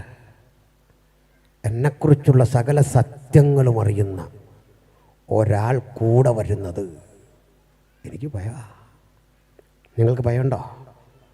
ജനിച്ച നാൾ മുതൽ ഇവിടെ വരെയുള്ള സകല സത്യങ്ങളും കൃത്യമറിഞ്ഞ സോഫ്റ്റ്വെയർ ഒരുവൻ്റെ കയ്യിലുണ്ട്. സകലവും നഗ്നവും മലർന്നതുമായി അവൻ്റെ മുമ്പാകെ കിടക്കുന്നു. അവൻ കൂടെ വരുമ്പോൾ ഞാൻ പറയും, വരല്ലേ വരല്ലേ വരല്ലേ. സത്യത്തിൻ്റെ ഏകദേശ ചിത്രം മാത്രം ലോകത്ത് നമ്മൾ കണ്ടപ്പോൾ സത്യം മാത്രം ശീലിച്ചവൻ, ഞാൻ തന്നെ വഴിയും സത്യവും എന്ന് അരുളി ചെയ്തവൻ, മാറ്റമില്ലാത്തവൻ, സത്യത്തിൻ്റെ പൂർണ്ണത കൂടെ വരുമ്പോൾ എനിക്ക് ഭയം. പക്ഷെ അവൻ പറയും, പേടിക്കണ്ടെന്നേ, എനിക്ക് നിന്നെ അറിയാം, നിന്റെ ജീവിതത്തിൻ്റെ ആകത്തുക അറിയാം. ആ സത്യം നിനക്കെതിരായി നീ നാളെ മരണത്തിന് അർഹനായി കൊലമരത്തിൽ കിടക്കേണ്ടവനാ. പക്ഷേ ഞാൻ നിന്നെ മരണത്തിന് വിട്ടുകൊടുക്കാത്ത മറ്റൊരു നിറവെനിക്കുണ്ട്, അതാണ് കൃപ. കൃപ നിറഞ്ഞപ്പോൾ സത്യവും കൃപയും തമ്മിലുള്ള ആ സമന്വയം ഒരുവൻ ഇഴുകിച്ചേർന്നത് കൊണ്ടാ നമ്മുടെ രക്ഷ പൂർത്തീകരിക്കപ്പെട്ടത്. രക്ഷയുടെ തത്വശാസ്ത്രം അവിടുത്തെ ദയാവായ്പാണ്, അവിടുത്തെ കൃപയാണ്. കാരണം പറയാ, ഈ യേശു കർത്താവേ സത്യമറിഞ്ഞിട്ട് നമ്മെ ശിക്ഷിക്കാൻ വന്നവനല്ല, രക്ഷിക്കാൻ. ഞാനതിന് ഒരു തെളിവ് പറയാം. ജീവിതത്തിലൊരിക്കലും ഒരു പാപിയുടെ പാപസംബന്ധമായ ജീവിതത്തിലേക്ക് വിരൽ ചൂണ്ടി പരിഹസിക്കാത്ത ഒറ്റ ഉലക ഗുരുവയുള്ളൂ, അത് യേശുവാണ്. മത്തായി എന്ന ചുങ്കക്കാരനെ കണ്ടിട്ട് അവൻ വിമർശിച്ചില്ല. സക്കായി എന്ന കുടുംബാവിയെ കണ്ടിട്ട് അവൻ വിമർശിച്ചില്ല. ഒരഭിസാരികയെ കണ്ട് സംസാരിച്ചിട്ട് അവൻ ആക്ഷേപിച്ചില്ല. അവളെക്കുറിച്ച് ഹീനമായ വർത്തമാനങ്ങൾ പറഞ്ഞില്ല. അവന്റെ മുമ്പിൽ വന്നുപെട്ട ഒരു പാപിയെയും പരിഹസിച്ചില്ല. പക്ഷേ അവന്റെ അരികിലേക്ക് പാപി വന്നപ്പോൾ പൊട്ടിക്കരഞ്ഞിട്ട് വിളിച്ചു പറഞ്ഞു, അയ്യോ ഞാൻ പാപി, ഞാൻ പാപി, എന്റെ വീട്ടിൽ നീ വരുവാൻ എനിക്കെന്ത് യോഗ്യത? നമുക്ക് പറയാ, നസ്രായനായ യേശുവേ, അങ്ങ് ഞങ്ങളെ തോൽപ്പിച്ചു കളഞ്ഞു, സ്നേഹം കൊണ്ട് നീ ഞങ്ങളെ തോൽപ്പിക്കുന്നു. നിന്റെ സാന്നിധ്യം ഞങ്ങളുടെ പാപബോധം ഞങ്ങൾക്ക് വകതിരിവാണ്. ആ വകതിരിവിൽ ഞങ്ങൾ തിരിച്ചറിയുന്നു നിന്റെ കൃപയാണ് ഞങ്ങളെ നിന്നോട് അടുപ്പിച്ചത്, സ്നേഹമല്ലാതെ മറ്റൊന്നല്ല. ഞാൻ ഒരു വസ്തുത പറഞ്ഞ് ആ ഉത്തരം ഇങ്ങനെ പൂർത്തീകരിക്കാം. ബഹുമാന്യരേ, കൃപയിലധിഷ്ഠിതമായ ആ കാരുണ്യവാത്സല്യം അനുഭവിച്ചറിഞ്ഞ ഭക്തൻ പറയാ, ഞങ്ങൾ അവനിൽ പിതാവിൻ്റെ തേജസ്, ഏകജാതനായവൻ്റെ തേജസ്സായി കണ്ടു. വീണ്ടും ദൈവത്തിന്മാർ പറയാ, ഞങ്ങൾ അവിടുത്തെ മഹിമ കണ്ട സാക്ഷികൾ, ഞങ്ങൾ ആ മഹത്വം കണ്ടു. എന്തായിരിക്കാം അവർ കണ്ട മഹത്വം? ഞാൻ പറഞ്ഞ് മനസ്സിലാക്കി ഉപസംഹരിക്കാം. യേശുവിന് ചുറ്റും ഒരു പ്രഭാവലയം തേജസ്സായി വ്യാപിക്കുന്നത് അവർ കണ്ടെന്നാണോ? ഞാൻ പറയുമല്ല. യേശു വെളിച്ചത്തിൽ കുളിച്ചു നിൽക്കുന്ന ഒരു ദിവ്യ ജ്യോതിസായി അവർ കണ്ടുവെന്നാണോ? അല്ല. അവർ കണ്ട തേജസ് നമ്മളും കണ്ട തേജസ്സാ, അത് മറ്റൊന്നുമല്ല. പറയാം, ഇവിടെ ഇരിക്കുന്ന ആരെങ്കിലും യേശുവിനെ നേരിട്ട് കണ്ടോ എന്നെനിക്കറിയില്ല. ഏതായാലും ഞാൻ യേശുവിനെ നേരിട്ട് കണ്ടിട്ടില്ല. അങ്ങനെ കാണാൻ പറ്റില്ലെന്നൊന്നും എനിക്ക് അഭിപ്രായമില്ല. കാണാൻ പറ്റിയേക്കാം.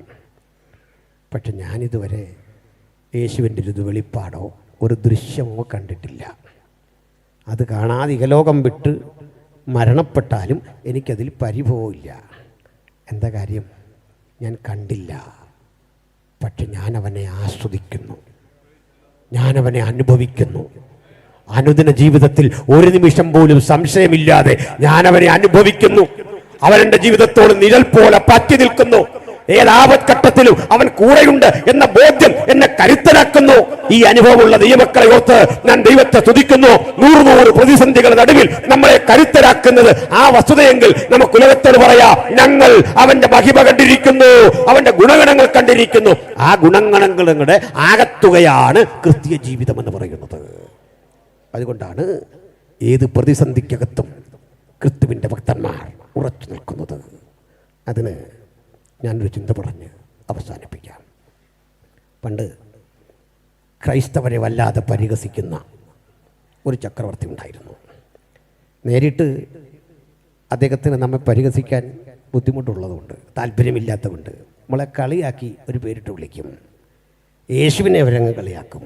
ഗലീലിയൻ, ഒരു വല്ലാത്ത പേരിട്ട് കളിയാക്കും. ഗലീലിയൻ എന്നേ പറയൂ. യേശു എന്ന് പറയില്ല, ക്രിസ്തു എന്ന് പറയില്ല. ബൈബിളിൽ പലപ്പോഴും ഈ പരിഹാസം പലരും ഉദ്ധരിച്ചിട്ടുണ്ട്. നീയും ആ ഗലീലിയനൊപ്പം, ഒരു പരിഹാസ പേരാണ്. ഈ ചക്രവർത്തി ഈ നാമത്തെ ഉന്മൂലനം ചെയ്യാൻ ശ്രമിച്ചതാ ഞാൻ പറഞ്ഞുകൊണ്ടിരുന്നത്. ഡയോക്ലീഷ്യൻ. അദ്ദേഹം 303 ബൈബിളിന്റെ പ്രതികൾ മുഴുവൻ കത്തിക്കാൻ ഉത്തരവിടുകയും ഗലീലിയൻ എന്ന് ക്രൈസ്തവരെയും ആ മാർഗത്തെയും ആക്ഷേപിക്കുകയും ചെയ്ത് ജീവിതാന്ത്യത്തിലേക്ക് വരുമ്പോൾ അദ്ദേഹം ശരീരമാസകലം മാരക രോഗങ്ങൾക്ക് വിധേയനായി. ഒരാളും അടുക്കാത്ത അറപ്പും വെറുപ്പും തോന്നുന്ന ദുർഗന്ധം. കൊട്ടാരത്തിൻ്റെ അകത്തളത്തിൽ കല്ലുപതിച്ച കിടപ്പറയിൽ അദ്ദേഹത്തെ കിടത്തി. മാറ്റി മാറ്റി അടുത്തടുത്ത ഇടത്തേക്ക് കിടത്തി വെള്ളമൊഴിച്ച് ശുദ്ധീകരിച്ചാലും പോകാത്ത ദുർഗന്ധം. ആരും എടുക്കുന്നില്ല. രാജ്ഞിമാർ അരികിൽ വരുന്നില്ല, സേവകർ വരുന്നില്ല, ആർക്കും എടുക്കാൻ വയ്യ. അപ്പോഴും അദ്ദേഹം ക്രൈസ്തവരെ പരിഹസിക്കുന്നതിൽ ഒട്ടും കുറവ് വരുത്തിയില്ല. മരണം വരെ ഈ രൂപത്തിൽ. ഒരു രാത്രി അദ്ദേഹം കിടന്നുറങ്ങുമ്പോൾ തന്നെ വിട്ട് ഈ ദുർഗന്ധം പോകുന്ന ഒരനുഭവം തോന്നി. തൻ്റെ ശരീരം സുഖപ്പെടുന്ന ഒരനുഭവം തോന്നി. ആരും വരാത്ത തൻ്റെ അരികിലേക്ക് ആരാണ് വന്ന് ശുദ്ധീകരിച്ച് കുന്തിരിക്കം പുകച്ച് സുഗന്ധദായകമായ അന്തരീക്ഷം സംജാതമാക്കിയത് എന്ന് അദ്ദേഹം ഇങ്ങനെ നോക്കുമ്പോൾ ഒരു കാഴ്ച കണ്ടു. കർത്താവിൻ്റെ ഒരു ദിവ്യദർശനം അവിടുന്ന് വരുന്നു, തഴുകുന്നു, ആശ്വസിപ്പിക്കുന്നു. കരയാതെ, ഭാരപ്പെടാതെ, ഏത് കൊടുമ്പാവിക്കും വൈരാഗ്യം വെച്ചുകൊണ്ടിരിക്കാത്ത ഗലീലിയൻ അവിടെയും വന്നു.